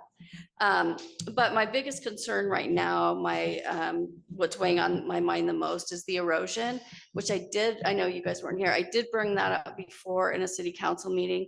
I also sent an email to everyone at the time, and I'll forward a copy to our new city council members, bringing this question up and bringing other questions up. The erosion issue, the closest or the most erosion that has happened at, I just have a little bank and next to my driveway in front of my house. When I started taking photos, I had put concrete footings to attach to anchor my picnic table to. And one of them was about 10 inches away from the bank, which is up above where the creek was. It is now eroded. Last time I saw it, it had eroded. It was about 2 to 3 inches from that concrete footing, and I was worried for my picnic table. Well, I'm still worried about it because it is now eroded into the concrete that I poured for the picnic table. I did go there once. I requested someone from the city to come down and meet with me and look at the erosion, and did not get a response back. I just lost my train of thought. I am really concerned about it. There's also dirt that has been washed out of the trees that are along, you know, the pond area that I mentioned. That part is 9 feet from my house. So then I get worried that, first of all, the bank's gonna be eroded, which is 4 feet from the curb on my parking space. So I have a lot of concerns. I'd like to know, my questions that I would like to have answers. When is someone gonna contact me and come and look at the erosion? Because it is a huge concern to me and I need someone to look at it. I tried to put the rocks that had fallen, there was quite a few of them. I tried to push them into the bank where it's getting eroded from to keep it from eroding further. But then I come again and, you know, more has eroded close to my picnic table. So I would like a response on that because it is a big issue. It's a big issue for me as a real property owner next to it. Thank you. Thank you.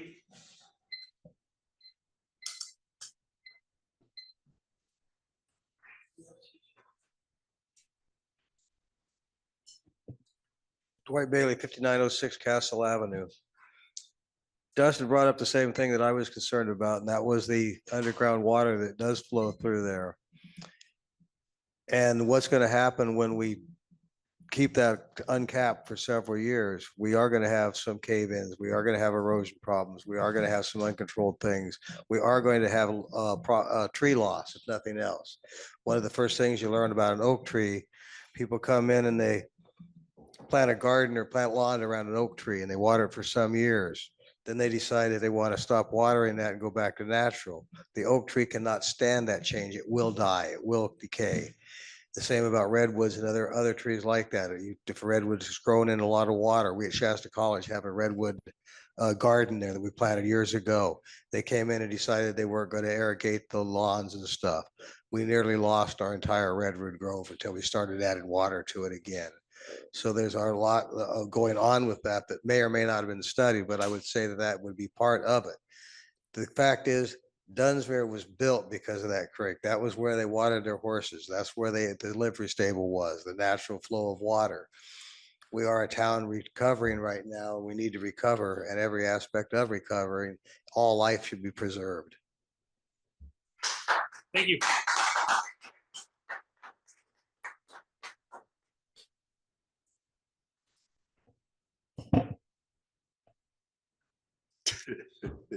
I'm still Peter Arth, and my little tiny real estate development company, Bonds Away LLC, is the owner of both the historic Brown Trout building and the less historic venue formerly known as Pops. And I've put hundreds of thousands of dollars into each of those buildings, restoring them. Pops, working with Victor Martin, we specifically designed and constructed the 2 legal lots to be a venue for live music performances, theater performances, private parties, weddings, and so on. I specifically highlighted the creek in both of those historic structures. And with regard to Pops, I did so with the city approving the plans and the design. So if the city cannot figure out how to restore the flows, somebody owes me on the order of $100,000. That's what I spent. And, lawyers love to talk about liability, and in some earlier comments, oh, well, the city might be liable if the infrastructure fails. And that's where I think the city manager was exactly right. How about next year, we start to look at our infrastructure, sidewalks that are heaved, curbs that are stacked up upon each other, and of course, the infrastructure around the water that defines our community. All the 20 or 30 streams and rivulets, way back to when the Italians were doing stonework. Let's emphasize it. Let's not kill it. So I've already spent several $1,000s on legal fees, trying to be productive and constructive to work toward restoring the flow. But I'm in the process of selling these properties, and I'm not going to wait forever. Thank you. Thank you.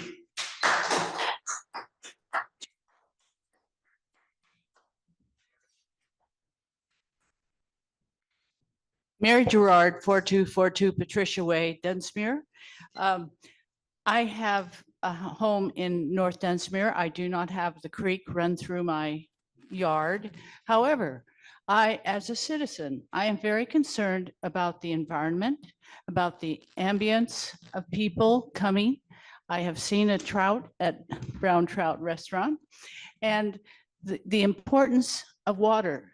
As a native of Dunsmuir, I must tell you that water is extremely important. And I know this issue has been going on for years. Some people have responded, others have passed it away, hoping it would go away. But the creek has a beautiful ambience, and the environment, the trees, and the flora and fauna will suffer from this. So I ask you to please look into this area and finally come to a conclusion and a solution. Thank you. Thank you.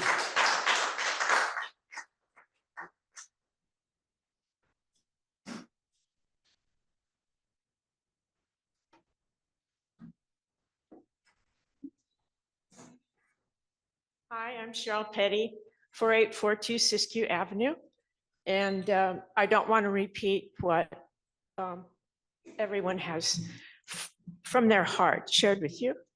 But the one thing that sticks with me is Dunsmuir's appeal to lots of people from different areas.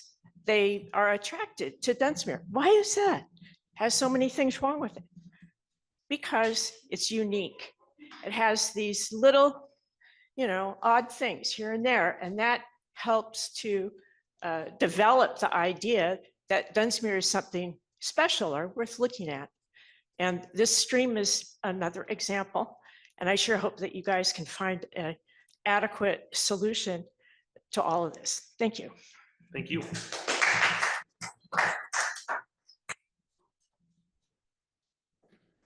My name is Alex. I still live in Dunsmuir by some miracle year round. I'd like to say that a rose is a rose. By any other name, a rose is still a rose. So I'd like to address the issue of saying the argument, the legal argument about it not being a creek. It's unnatural because the water comes out of the mountains and goes into a water tank. Now, that water tank is a really good thing for the city of Dunsmuir to have. It's great to have that 1 million-gallon tank for fighting fires, for all kinds of uses.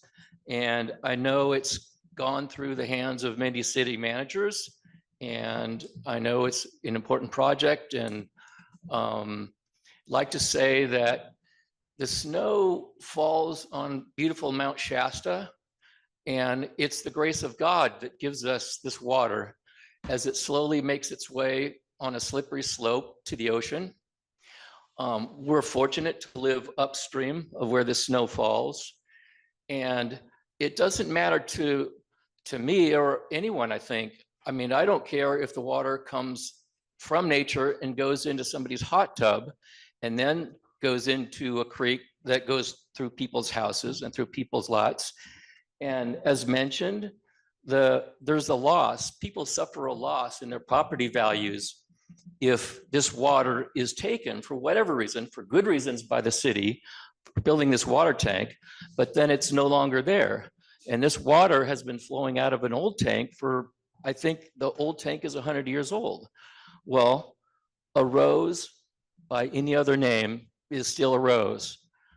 It doesn't matter if it was a tank put in the line of this creek, it's still a source of water that's given by God. And if it's taken away, people suffer a loss.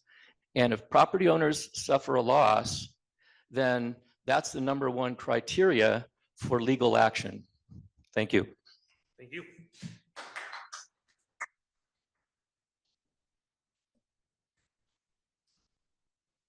Hi, my name's Rich Weir. I live at 5702 Castle, adjacent to the creek, I'm going to call it. There's a lot of lack of information about the history of what I'm calling the creek. Some of it, if you just think about it and you look at it, it's self-explanatory. The fact that buildings that are over 100 years old were built on top of it, I think is one of the observations that I've made. Some years ago, I attempted to investigate or explore the history of the creek, whether it was a creek or not. So here's just a couple of little points that the city council may not be aware of. The tank, and I'm using gross estimates here, was built approximately 100 years ago, the old tank. I'm curious about when that water line from St. Germain was built. I have a guess that it was built well after that tank was built, but I could be wrong. Don't hold me to it. In that case, it could be concluded that that tank was fed from sources above Dunsmuir. I hiked up in there as far as I could. I was pretty sick at the time. And there were spring pipes crisscrossing the mountainside. That whole area above the tank has been bulldozed and diverted. There are multiple diversions to the natural flow of water up above the tank. So my conclusion is that at some point in time, that there was a creek flowing through. For what it's worth, there isn't anymore. And just, I'm here as a representative for my family to just say that I, my wife, and a lot of other relatives that use that house and have grown up there are really hurt to lose that we've lost that creek. So, I mean, really, really hurt. I went to sleep for 35 years listening to that creek. 30 seconds. Thank you. You still have 30 seconds. Okay, so now when I go to sleep, I hear silence. It hurts, but and I hope we can come to some way of providing some flow of water to that creek. And just, you guys, you're young, you smart, you get creative, maybe we can come up with something. And the committee idea of Helen's, I liked. Thank you. Thank you.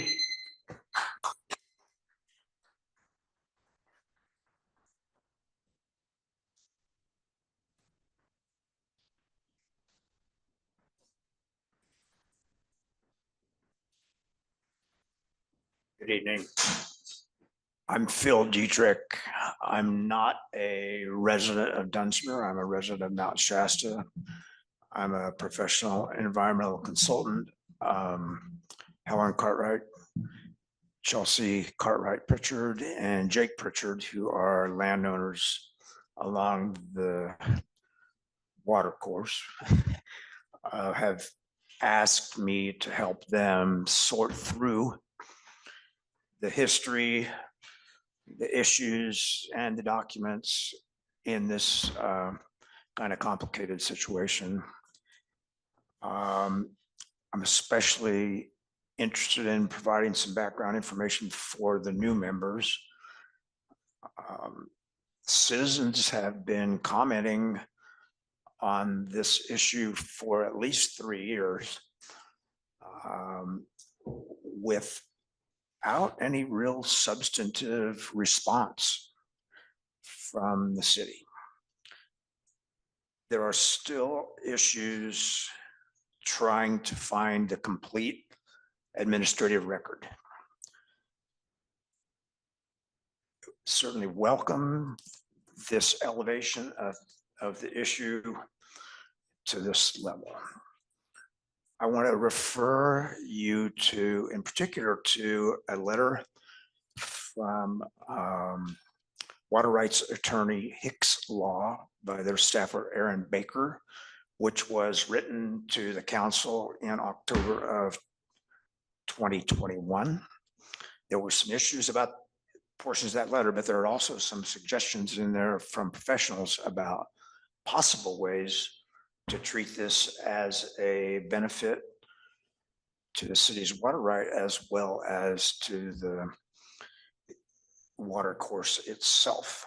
I also want to refer you to a recent letter that Helen Cartwright provided to the city council members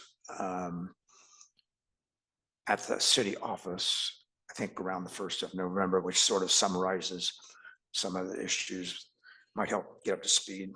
I think there are several key points that you will need to answer and that potentially a committee of citizens 30 and seconds. council members could benefit from. Those issues are: has there been a mandate from the state regarding this issue? Second, has the city made any agreements regarding this issue with state agencies? And third, does the city retain options for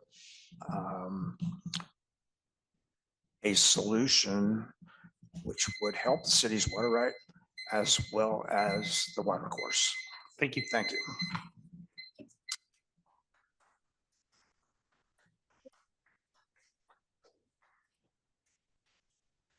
All right. I'm not seeing any other further public comment in the room. If there is anyone in Zoom, please raise their hand. I do see we have at least one person on Zoom with their hand raised. Is Mr. Hicks ready to go? Yes. You should be ready to go, David. Can I go now? You may. Oh, okay, thank you. That was not clear to me. Well, I don't have a dog in this race. But in 2003, I came to Dunsmuir and went into the then Brown Trout restaurant and looked down through the floor through a grate and saw 2 trout in the creek. And I was like, what a cool town. So I'm kind of against this one size fits all thing that we suffer from in this country, which is every student should be treated the same. Every doctor should treat every patient the same. We should all have to have the same insurance, and et cetera, et cetera. So I would just like the council to know that my only one vote, which doesn't mean a lot, is in favor of some action by the city to really try to make this happen if it's legally possible. And I also want to comment that I couldn't figure out how the trout environment was improved by the straight line in the drawings for the Union Pacific improvements along the river. I know the improvements are great, and I know that it's less toxic for the river, but I don't understand the straight line part of it. So anyway, thank you for listening. Thank you. I do see we have someone else with their hand raised as well. Spizongo, if you can unmute yourself? Yes. All right, and we can hear you, so you can go. Your 3 minutes will start whenever you start talking. Joan Bisagno, 57095711 Shasta Avenue. The saga to save this old historic urban stream, sometimes referred to as Bradley Creek or disparagingly as just a drainage ditch, has been a topic to the council for the past 8 years at the initial planning stages of the new tank. Different groups of citizens have expressed interest in retaining the flow. That's obvious. In the realm of decision-making, few things are as disheartening as the sight of a recurring agenda item that is tabled year after year without resolution. It becomes a symbol of inertia. A few times the item appeared on meeting schedules, the issue discussed, concerns raised, only then to have the item tabled again to once again gather dust while citizens wait for action. It's an all too familiar cycle of deferring action. Deferral is a disservice to everyone involved. It erodes trust and alienates constituents. In 2017, other citizens and I talked to and emailed many letters to a revolving door of city managers, one of who demanded in a formal letter to Rich Weir, the property owner who spoke tonight, who lives along the creek, to immediately remove a pump and pipes from the channel that supplied a minuscule amount of water to support a vegetable garden. The letter threatened to pursue legal action if he failed to comply with removal. The water belonged to the city, and anyone illegally tapping into it should be charged a fee. Property owners are not to be confused with Central Valley farmers raising acres of produce for sale. We are citizens with riparian rights to a creek flowing on our properties. In a legal context, such use would be referred to as de minimis, too small to be significant that does not warrant legal action. After asking questions and getting no response from city officials to preserve the creek, a group of citizens hired Aaron Baker in 2021, a water rights attorney, to investigate options and resolve the matter by working collaboratively with the city for a win-win resolution. Mr. Baker addressed letters to the council multiple times to various city managers and to city attorney John Kenny. His letters went unanswered, save for a brief exchange of correspondence with acting city manager Blake Michelson to discuss proposed language for a tank operations policy to ensure the city would work to continue the flow. Where are we now? The city has a brand new 950,000 gallon replacement tank that meets the criteria and specifications of the state. Sadly, the city has now lost a treasured, historic 100-year-old urban stream that provided delightful ambiance, water for trees, plants, water for aquatic life, benefits for the community. The flow returned to its source of origin, the Sacramento River, protected Dunsmuir's water rights. The job before us now is to work to restore the flow. Yes, there are challenges. The concrete pipes need to be inspected, although amazingly, Your 3 minutes are up, unfortunately, but thank you so much for your comment.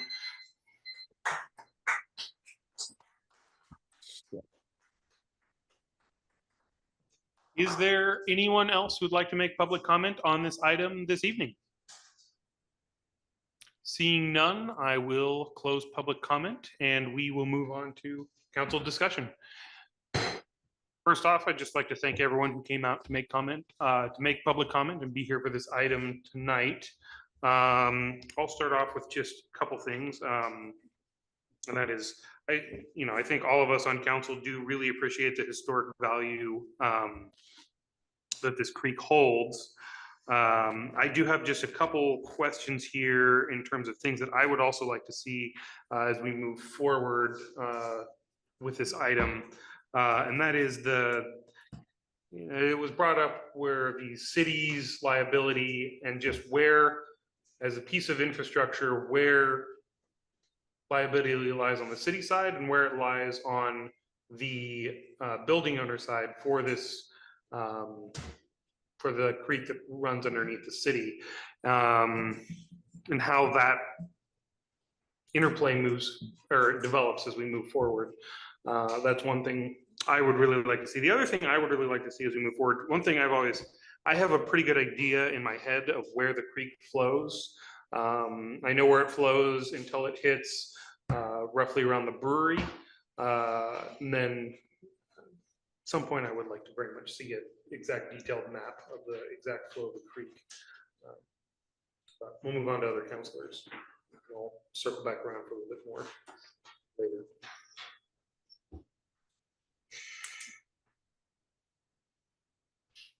Look at me. You guys can make your own comments.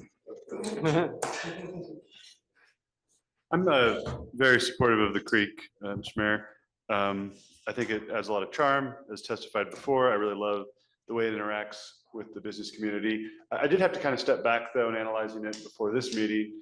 I looked at some parcel maps and saw that it looks like a little over a dozen, I don't know the exact number of parcels that directly have it. And I think most of the people who have a direct parcel with the Daylight Creek are here. And if I were in your shoes, I'd be very sensitive to this issue and I cherish my creek too. As far as public facing parcels, the only ones that really come up to me that like are part of the vibe is the brown trout, which is the one I remember since childhood. Pops obviously is a great environment. And I don't recall it in Madalena's patio, but I've heard people mention it, so I think it's there too. So it's, you know, there's kind of a bunch of different issues played up, but I'd be open to, if we metered it and figured out a way to make it equitable so it was a public good, running water through it during the off season. I think I'd very much want to look at some sort of cooperation when it comes to liability from the parcel owners that are requesting it. You know, if you're requesting the water, maybe we could have a working group with them. Can you specify what you meant by off season? I mean, I don't think, well, this is my opinion. It is a partially natural creek in that there is water flowing currently, I believe, through parts of it. It's very, down at Pops a couple weeks ago, I had the pleasure of seeing it flow, very, very small, but it is flowing through there. So it is a functional drainage system through Dunsmuir at the very least, and we need it to capture storm runoff. I don't know why it takes the exact path it does. I mean, that's kind of, it goes underground for the majority of the downtown. It goes underground at Shasta, I believe, and by the, it goes underground underneath from Shasta between the two houses that Joan had mentioned. And from there it goes across the street. There's a storm drain, then it angles diagonal underneath the theater, and potentially, we don't see, you asked for maps. I don't really have maps. yeah, It's yeah, part of the and challenge. that is part of the But I problem. think Yeah. it potentially cuts the right side of the cornerstone. If you stand at the drain there when it is running, you can hear the water running below it. Then it goes dives really deep and goes diagonal underneath the bank property and comes out on the bottom side. There's an access port there, and then it kind of diagonal across the back of Madalena's, all those properties until it goes through the Brown Trout. so it runs underneath Al's Depot, not underneath the creek? It's somewhere under there. We don't know Or the not, exact sorry, path. not underneath the street. So you think it's underneath the buildings, not underneath the street? Yeah, it's, when you open that up, it runs at an angle underneath the Yeah. bank. Well, I guess I'm in favor of finding a way forward to have some sort of flow throughout the summer months when it would be naturally dry, as I understand it. Okay, so by today. off season, you meant the But summer. I definitely want to address, you know, if you're asking for water to flow underneath your buildings, you know, that some people would not think that's a positive. So if it's stream flowing by your house, I totally understand why you'd want that. If you have no daylit stream at all, and there's a bunch of water flowing underneath your building, that might be a negative. So I think that getting all the parcel owners on board with what they'd like flow wise might be a useful step when dealing with that issue. So it's just more of a comment. Before I would approve anything, I'd love to see some unanimity with all the parcel owners and addressing these issues I have with, well, not everyone necessarily wants water flowing under their property. I'm hopeful we'll reach a conclusion where water will flow through the brown trout in perpetuity though, so.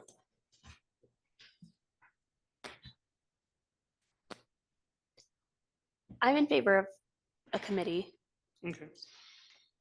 to discuss it further. Have you asked for any clarification from the Division of Water Rights on this from State Control Board?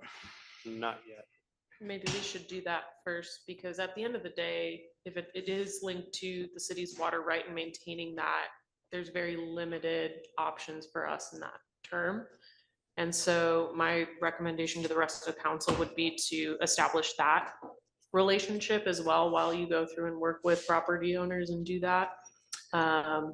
Because again, you know, some of this is linked to state decisions, and unfortunately, local jurisdictions do not have the ability to usurp the state in some of those designations. So some of the things that were discussed previously as well is letters from the Department of Fish and Wildlife related to preferred diversion to Mossbury Falls over the drainage system. The other side note is we have applied for a CDBG grant to do a master drainage plan for the city. And so that would be something that would be looked at for this project in particular. I'm not sure when we would get that awarded. That probably won't be until the spring. Yeah, I mean, I just got the final for the submission this week. So We have yet to apply. Okay. we're in the process, but we just got the final to submit this week for that grant. But my expectation is probably a March, April probably. timeframe for Probably award. spring, that would look into that piece. But I would definitely recommend reaching out to the two agencies that have stated regulation on the project and maybe clarifying with them. There are new people at all of these agencies, and so they could have a different interpretation on that. So I would recommend, especially I think first and foremost, you need to check with the Division of Water Rights at the State Resource Control Board, because they're going to be the ones that are going to really understand what you are liable for and what not liable for.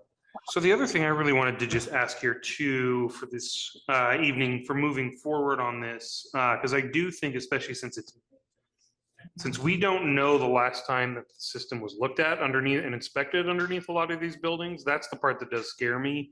Because the last thing we want to have is serious damage to someone's house or someone's commercial property. I am definitely in favor of getting into the system and looking at it, because it could be, you know, stone, solid, class. I mean, it could have just been built to withstand, you know, anything, and it could still be in good shape. And I know that's one thing on your priority list. What is a potential approximate timeline of getting in there and looking at that? When would you expect a reasonable time frame for that to be? Depends how wet it is. You know, I mean, we can shut our faucet off, but as we saw with the rains and snow here just, you know, 2 weeks ago, that's kind of dictates that. So, and also I don't know what that'll cost.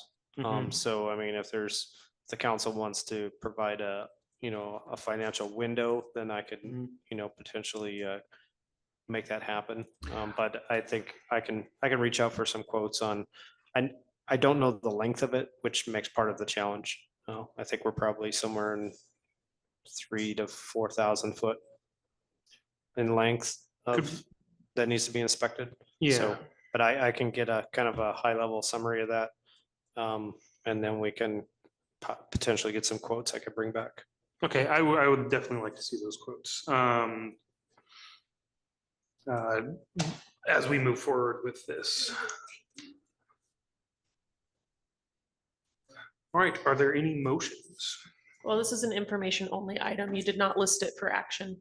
So therefore, under the Brown Act, you cannot take action. You can only give direction. That is true. Okay. All right, with that, is there anything else anyone would like to add before we move on? Yeah, I just want to add, I'm totally in favor of better assessing what the system looks like. I would just hate to spend money if we're lined up for a grant in the next 12 months to do such a thing with the full master plan. I've been waiting for that grant to come through, with the hopes that they'll do that. Right. So maybe let's just coordinate based on the expense, whether waiting for that grant makes sense, or if it's low enough expense, maybe we move forward in advance. Yeah, that was kind of my thought, what I'd like to do. I'll reach out to Pace and see if they can kind of give me a general distance of what we think. And then we'll just go out for a few quotes, and if the price is reasonable, then we can do it. I do have money in this budget for stormwater. I just don't have a lot left because we have done some stormwater work already. But, if we get into the season where it just doesn't stop raining, I mean, we're not looking at it till potentially, June anyway. Yeah, and then the other thing is, I know one of the public commenters, I believe it was Cami Davis, requested someone from the city look into some of the erosion issues potentially. With that, if someone could address those Yeah, issues, I it'd be wrote that good on my list already. to know what that. And while I doubt that this will be possible, while we are looking through the system, I would like to see if there is any other potential places where the creek could be daylighted. I just feel like the more places we could have it visible to the public, the better it could be, and the more valuable it make for the town if it was to be saved, which, as I've said many times, I'm in support of. We I know could it's- daylight it in the middle of Shasta and right down the middle of Pine as a Right. creek, and then make a waterfall over to the edge by the bank. I mean, that'd be Yeah. cool.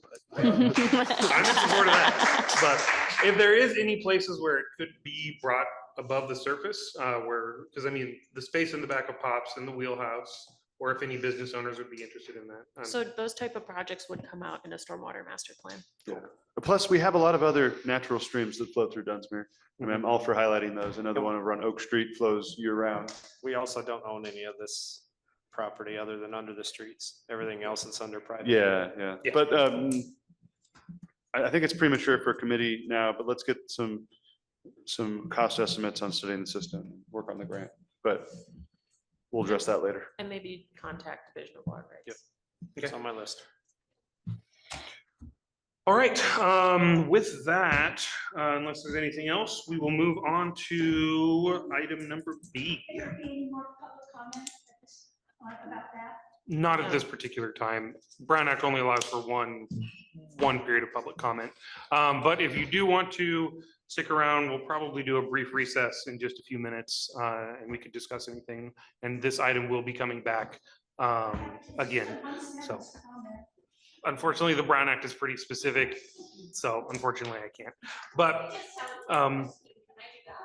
feel free to email me or reach out to me. I'd love to hear the comment. But like I said, Brown Act pretty much is very strict with what we can and can't do in terms of that. Way to get notes or something, but maybe that's be addressed later. Reach out, let me know. Yeah. All right, and with that, we'll move on to item number B, discuss and approve amendment to increase budget for accessible human resource consultant services by up to $27,000. Mayor and Council, recently we approved the agreement with Accessible HR, and we kind of asked for a budget, so we got kind of an outline of what that looks like in the packet on page 51 and page 52, and kind of what that looks like from a cost perspective. So there's like a phase one, so we have some stuff that we need to internally take care of, estimated total hours, and obviously if it takes less time, it'll cost less. But that's development of our personnel policy, just basically reviewing all of our administrative aspects. And then on phase two, then that goes into training and compliance and looking at making sure we're meeting all of our safety training requirements, our sexual harassment training, and all of those type of things that are required by the state. And making sure we have a little better handle on our management of that. And then our ongoing just monthly, needs from that standpoint. And so staff is requesting a $27,000 budget amendment to assist in covering these costs for this fiscal year. Okay. Just a quick question through the chair. Yep. Are you requesting an additional 27,000 for a total of 29,400, or is it a request for 29,400 because the agenda is conflicting with the staff report? Oh. In the agenda packet. And then inside the estimate budget, it is the, I believe it's the 29,400. Excuse me, should be 29,400. For some reason I had 20. Okay. The staff report got amended, but the title did not. I apologize for that. Okay, thank you. I just wanted to clarify what the actual amount was. I appreciate the feedback. So a couple things I just wanted to put out there, especially since we have new council members here and for members of the public. We are hiring, or we are bringing on a human resources firm to deal with employment issues, updating all of our policies, updating documents, moving over to a lot more digital filing. And generally, the way this kind of transition works is that it's going to be a lot more expensive the first year or two, just because there's a lot more work to do. Handbooks need to be redone, policies need to be redone, all these documents need to be looked at. And then over time, the amount of hours will go down. So therefore, which the contract with this company is based on the amount of hours they work and who does that work. So their lower level people cost less than the higher level people. And as we move forward through this, it should be the overall annual cost should decrease after the first year or two. Another thing I just want to point out here too is that to hire a human resources professional to do this would be a lot more money. As a human resources professional, I can guarantee you that I would not be doing that work for. It would cost a lot more to have me do that for $27,000 or $29,000. So by going through the firm and only billing per hours, it's for an organization our size, that's a relatively reasonable cost. All right, any other questions before we go to public comment? All right, with that, I will open up this item to public comment. Please limit your comment to this particular item, and we will have 3 minutes Well, and 30 anyways. seconds. I, I thought it was a good idea if you wanted to do it. And so, I, all right, is there, I had it. can you mute them? Yeah. Is there any public comment for the human resources contract? Seeing none, I will close public comment on this item. All right.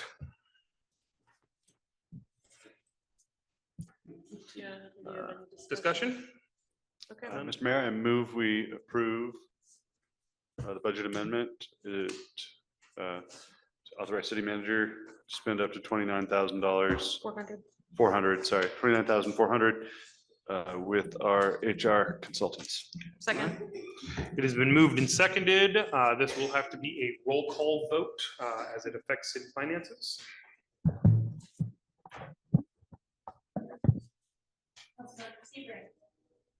Aye. Aye. Councilmember Bryan. Aye. Councilmember Lucchese. Aye. And Mayor Clarno. Aye. Motion passes. We'll move on to item letter C, discuss and approve professional services agreement with Yuba Planning to provide on-call planning services for the city of Dunsmuir. Mayor and council, so we had previously brought our, we went through our RFP process over the last year. We're currently using an interim planner, and Yuba Planning was the planning firm we decided to move forward with. We actually had two originally. We decided just to combine that into Yuba Planning, and so they will conduct both our on-call and special planning services. And so this is a revised agreement based on some comments from a previous meeting. And so it is here before you to for your approval. And then it's my understanding that we have, instead of going with the two separate planners, we are now using the one planner for all of the services. Okay. Yes. Great. My understanding is we already adopted them. They were our special projects. So we went back and reviewed the minutes, and that was not the case. And we reviewed the video. So we actually did, there was some back and forth. So we went back through that and realized that we did not approve any of them. And so we are bringing it forward for approval tonight. I believe you had questions and comments about the 10% contingency on subcontractors, Correct. as well as a clarification on travel expenses. I did, yeah. The travel expenses was the other planners, if I recall. And they yeah, addressed correct. those sufficiently. The 10%, I was very disappointed that after really expressing a willingness to work with us, there was no real willingness to work with us. I would just, maybe as a matter of policy, I'm very supportive of the idea of not using subcontractors without direct authorization from us. So, yeah. Depends on the size and scope. So if we're doing some major upgrade, like a new housing element, and a different firm is going to be the main one interacting with it, I don't think we need an intermediary. If it's a planning firm, we can directly go out to RFP for that. If it's a big project, would be my preference. Yeah, typical industry practice is that you give your on-call basically first dibs, and you basically ask them if they would be interested in that work. Sometimes planning can get very specific. A really good example is the drainage creek discussion that happened earlier. You may get a planner who specializes in water rights and water system drainage. If you have a situation like that where your on-call does not have the specialty to do that, they could get a sub that you can do, but you always have first refusal opportunity for that, and you can go out for an RFP for like a specialized project if you need to do that. Similarly, if they are using sub-consultants, it is within the agreement that the city manager and city council basically have to approve when a subcontractor is being used on a project. It's rare, but it typically, the only time we would need to approve it if it's a special project, but if it is a private project, all of that cost is put on the applicant themselves. So when we have something like an environmental review project, your biologists, your cultural consultants are typically subs, but that cost is fully put on the applicant themselves since they're instigating that action. Understood. Right, any other further questions? And Jessica is online if you have any questions of the consultant. Okay, I don't at this time. I think the last meeting, they did a pretty thorough job. With that, I will open this up to public comment. If you have any public comment for this particular item, you are welcome to make it now. And seeing none. Get out here. Yeah. I just have a quick question. I don't understand. So in other words, if something's going on here and we won't ask our current or own contractors in this area, we go to you planning and ask them for contractors to do a project? Why not our contractors here? I'll go. I'm not understanding this. I'll answer that when we're.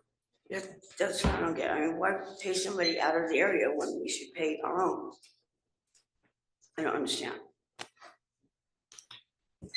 Is there any other further public comment? Seeing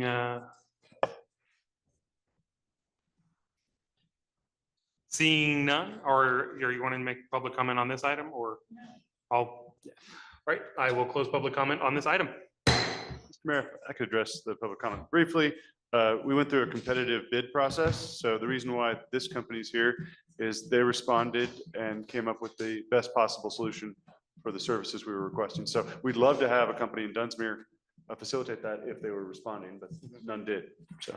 And just to clarify, it's not contractors, it's a planning consultant. So it's not building contractors, it's not building services that would have to go through a formalized bid process. This is for planning applications. So if someone applies for a sign permit, we don't have a full-time planner on staff. And so we have to hire that out to an on-call, which this person would then evaluate the application, write up any permit documentation.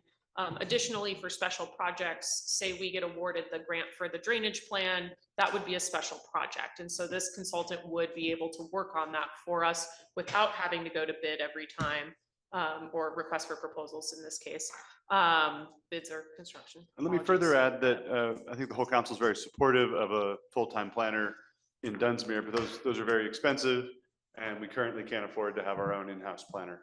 That'd be a great aspirational goal for our city, but currently it's not something that's realistic economically.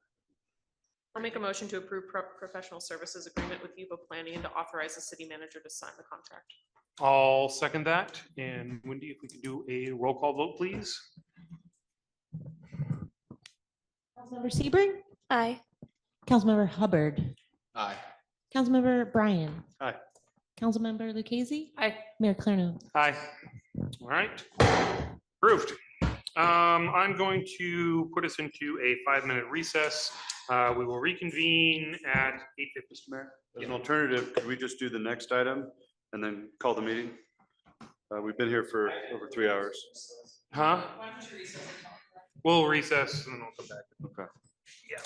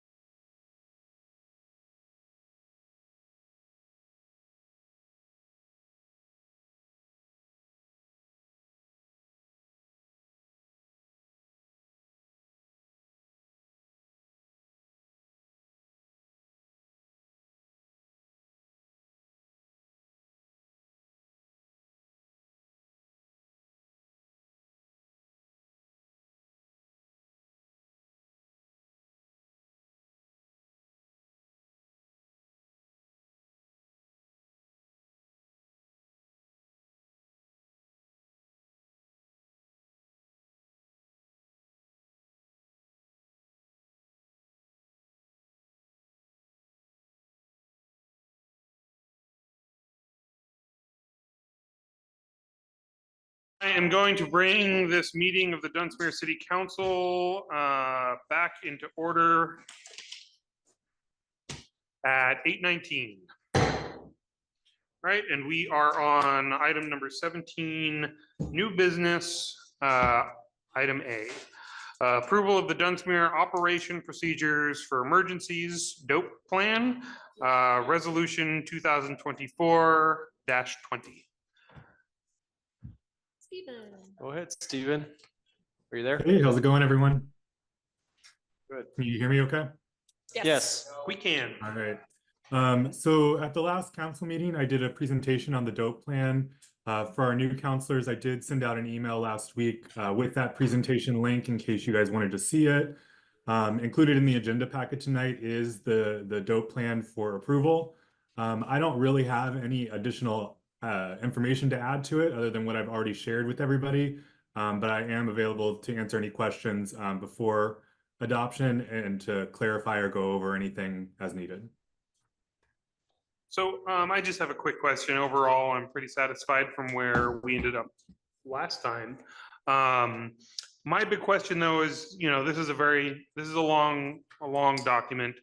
And in the case in the rare case, well, in the hopefully non-existent case where we have an emergency that would be covered under this document, we're going to be dealing with other agencies and other governmental departments.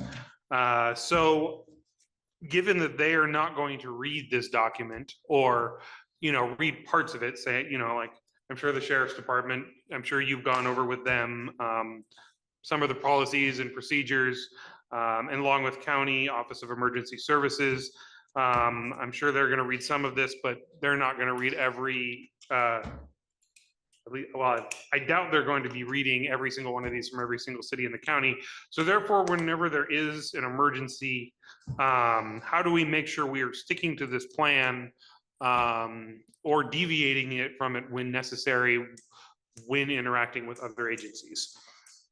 Yeah, so in the plan, the Emergency Operations Center structure, the EOC structure, is the same structure that you'll see throughout the state of California. California operates under the State Emergency Management System, SEMS, and so that structure is mirrored in our plan with the county's structure. So it's a very much a plug and play type system where any different agency could come in and kind of know exactly how we're running things. In our EOC, obviously, we won't have every position staffed as a bigger EOC would have every position staffed because we're a much smaller agency. But we do use the same structure. That way our staff could also plug in with the county if we co-located with them. Additionally, within the plan, there's annexes. Annex A is an activation quick guide. So that's designed to kind of like walk us through, the immediate startup of the EOC, in an emergency. If we have new people or we're not as, familiar with the plan because it's been a while, that's a good guide to get us, up and running really quick. And then I don't have it right in front of me right now, but then I believe it's Annex B, possibly C. I think it's B. There's additional information on the tasks that each section will be covering in the Emergency Operations Center and how that works. So it's designed to be, those annexes are designed to be user friendly and specific and give additional information to account for the fact that things are happening quickly. Additionally, you asked about adjusting. The plan is not a rigid plan. The plan is not saying there are policies and there are procedures that we'll follow, but it does not account for every little detail in an emergency. It's not that type of plan. Those types of plans don't exist because every emergency is different. So it is flexible. It's structured but flexible, if that makes sense.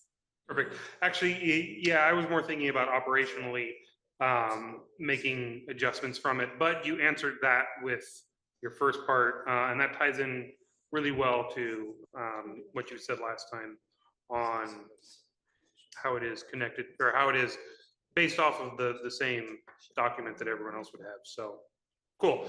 That's a great clarification. Thank you. That's what I had. Anything else? Nope. I really appreciated your presentation last time. It was very in-depth. Yeah, thanks for all the hard work. For those who aren't aware, the last time this operations procedure was updated was in 1991. So it was high time that it got updated. And I really want to thank you, Stephen, for all your hard work on this and for doing a great job. All right, with that, any other questions?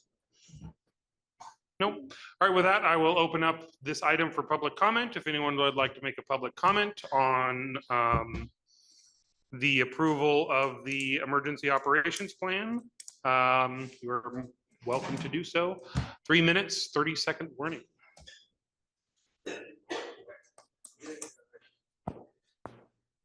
I read the plan and it's a good plan. I remember back years ago when Mount Shasta had this plan. This is about 50 years ago. And they wanted to know what would happen if there was an emergency. And all they did was park a train on the tracks for 45 minutes. And then as soon as they left, they pulled the train, all the cars interacting, they filmed the movie, and that was their plan, was to review that. I also worked at Shasta College when we did this plan. And it's much different at Shasta College. We had 3,000 employees. And the gist of it was that after the plan, it was a pecking order of who talked to who and who talked to who and who talked to the next person in line. And basically we were out of control. We've actually, basically after a week of training, we learned that we could do absolutely nothing, that there were other people going to step in. This plan, with the limited staff like we have, it has, Dustin, city manager down line, much of a pecking order, but at least it's local. And so that's one thing that I'm encouraged at, is at least we have local records of who's going to be in charge. Or even at Shasta College, our highest paid person was no longer involved. So I think that this is a much better plan in the fact that it does represent local communication. So that was my only comment I would like to make, that I do think it's better than what has been done in the past. Thank you.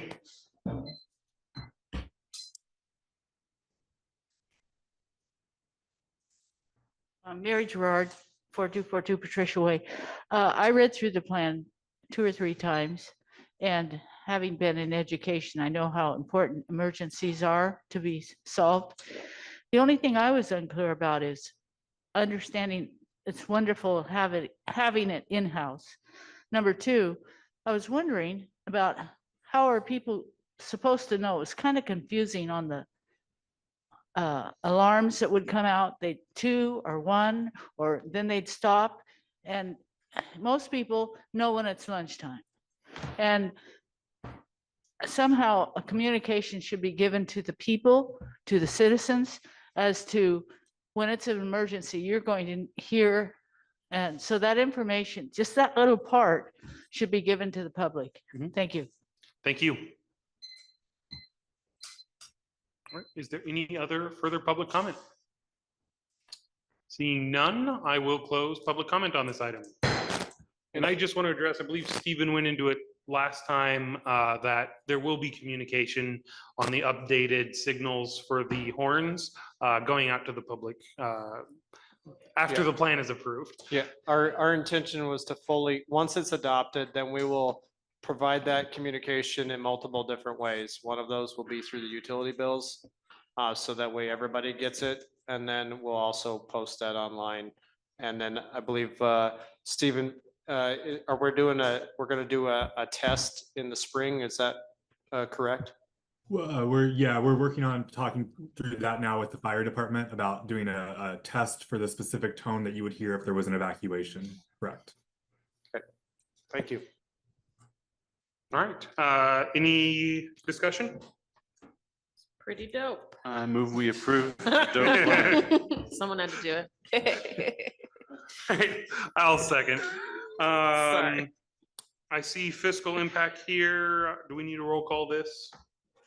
No, I don't think there's any fiscal Still impact. Oh, I'm looking. Yeah. You just want to spend money all night. It's with the ski park opening, it has been a day for sure. All right, all those in favor? Aye. All those opposed? Plan approved. Congratulations, Stephen. Once again, thanks for all the hard work. Thank All right, you. thank you, Stephen. Mr. Mayor, I propose we table items B, C, and D, which was item 14C, moved to item 17D to a future meeting and adjourn. Would you entertain amending your motion to do item 17C? Because I believe we do need to get that to the Water Yeah. Resource Board under a deadline. Certainly, if we need. So I'll second the motion to table items 14C, 17B to a future item or future agenda. All right. All those in favor of tabling items B and D to a future agenda item? Or to future agenda? Aye. Aye. Nay. Motion or items tabled. With that, we'll move on to item C. All right, Mayor and Council, so in the last year, the EPA mandated service line inventory of every single house in every single jurisdiction in the entire country for lead service lines. We did not accomplish that in their very short 10-month timeline due to resource constraints. There was no, when it was passed, there was no outside resources really available to assist in that that were marketed. And additionally, we did not have the internal staff that could handle that as well. And so this is basically everybody in the community will be receiving a notification. And that notification is to say that we failed to conduct a survey and it is considered a level 2 violation, tier 2. So all users of the system will get notified. So this is kind of our preemptive public notification that we will be notifying you. It is nothing to be alarmed about. We haven't changed anything with the water. All it is that it's a regulatory change and a survey. And so I have engaged, now that we have the new building official on board, I have engaged him and we are going to discuss potentially what that looks like, the scope of the project, because there's not a lot of people who are qualified enough to understand everything that we need to look at, including plan sets and property files, as well as going into a house and inspecting it for the actual service lines themselves. So now that we have the building official on board and they have a larger staff, we can potentially accomplish that in a reasonable manner, but we are technically in violation. And so this is notice to the community from the council level, and we will subsequently mail notifications out. Through the chair. Yeah, and then I also have a few You can go questions. first. if you want. So we haven't started. It sounds like. How much is this going to cost us with the new building official doing this work? That's what I am in discussion on the scope. Okay. It is something, we're not, just to be clear, no city in Siskiyou County accomplished it within the time frame. We've had been in discussion with all of them. There's a couple that were close, but nobody made it within the time frame that we're aware of. Through the chair. Yep. We don't have a GIS database inventory through PACE, do we, for the water system? No, we don't. So what we do have is we can eliminate based on our projects that we've completed. And so that's what we have to go through all of the plans, essentially saying, okay, here's our 1,300 or 1,200 service addresses. Here's all the service addresses that were accomplished in 1991. Here's all the ones accomplished, in 2021 or 2022, based on all of the projects we've completed. And we were unaware of anything at those points in time. But then we have this percentage of houses that we are totally unaware of. And that's the portion where we actually have to do the physical inspection within the household or in between the house and the meter, essentially, if there is a lead line or no lead line. And so we do know that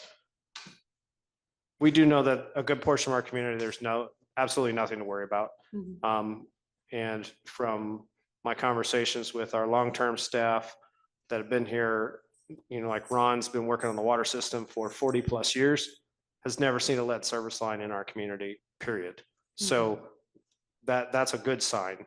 But we still are required to check all the boxes for every single parcel or every single property that has water to it.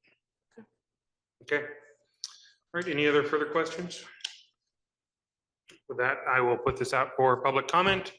3 minutes, 30-second warning.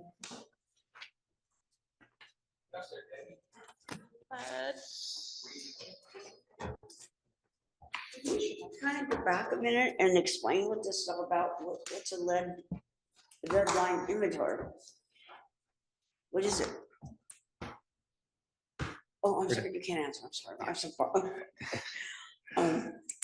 And you just said there's no lead line. So, and if there is it going to cost us, the homeowner, or is the city going to pay for it?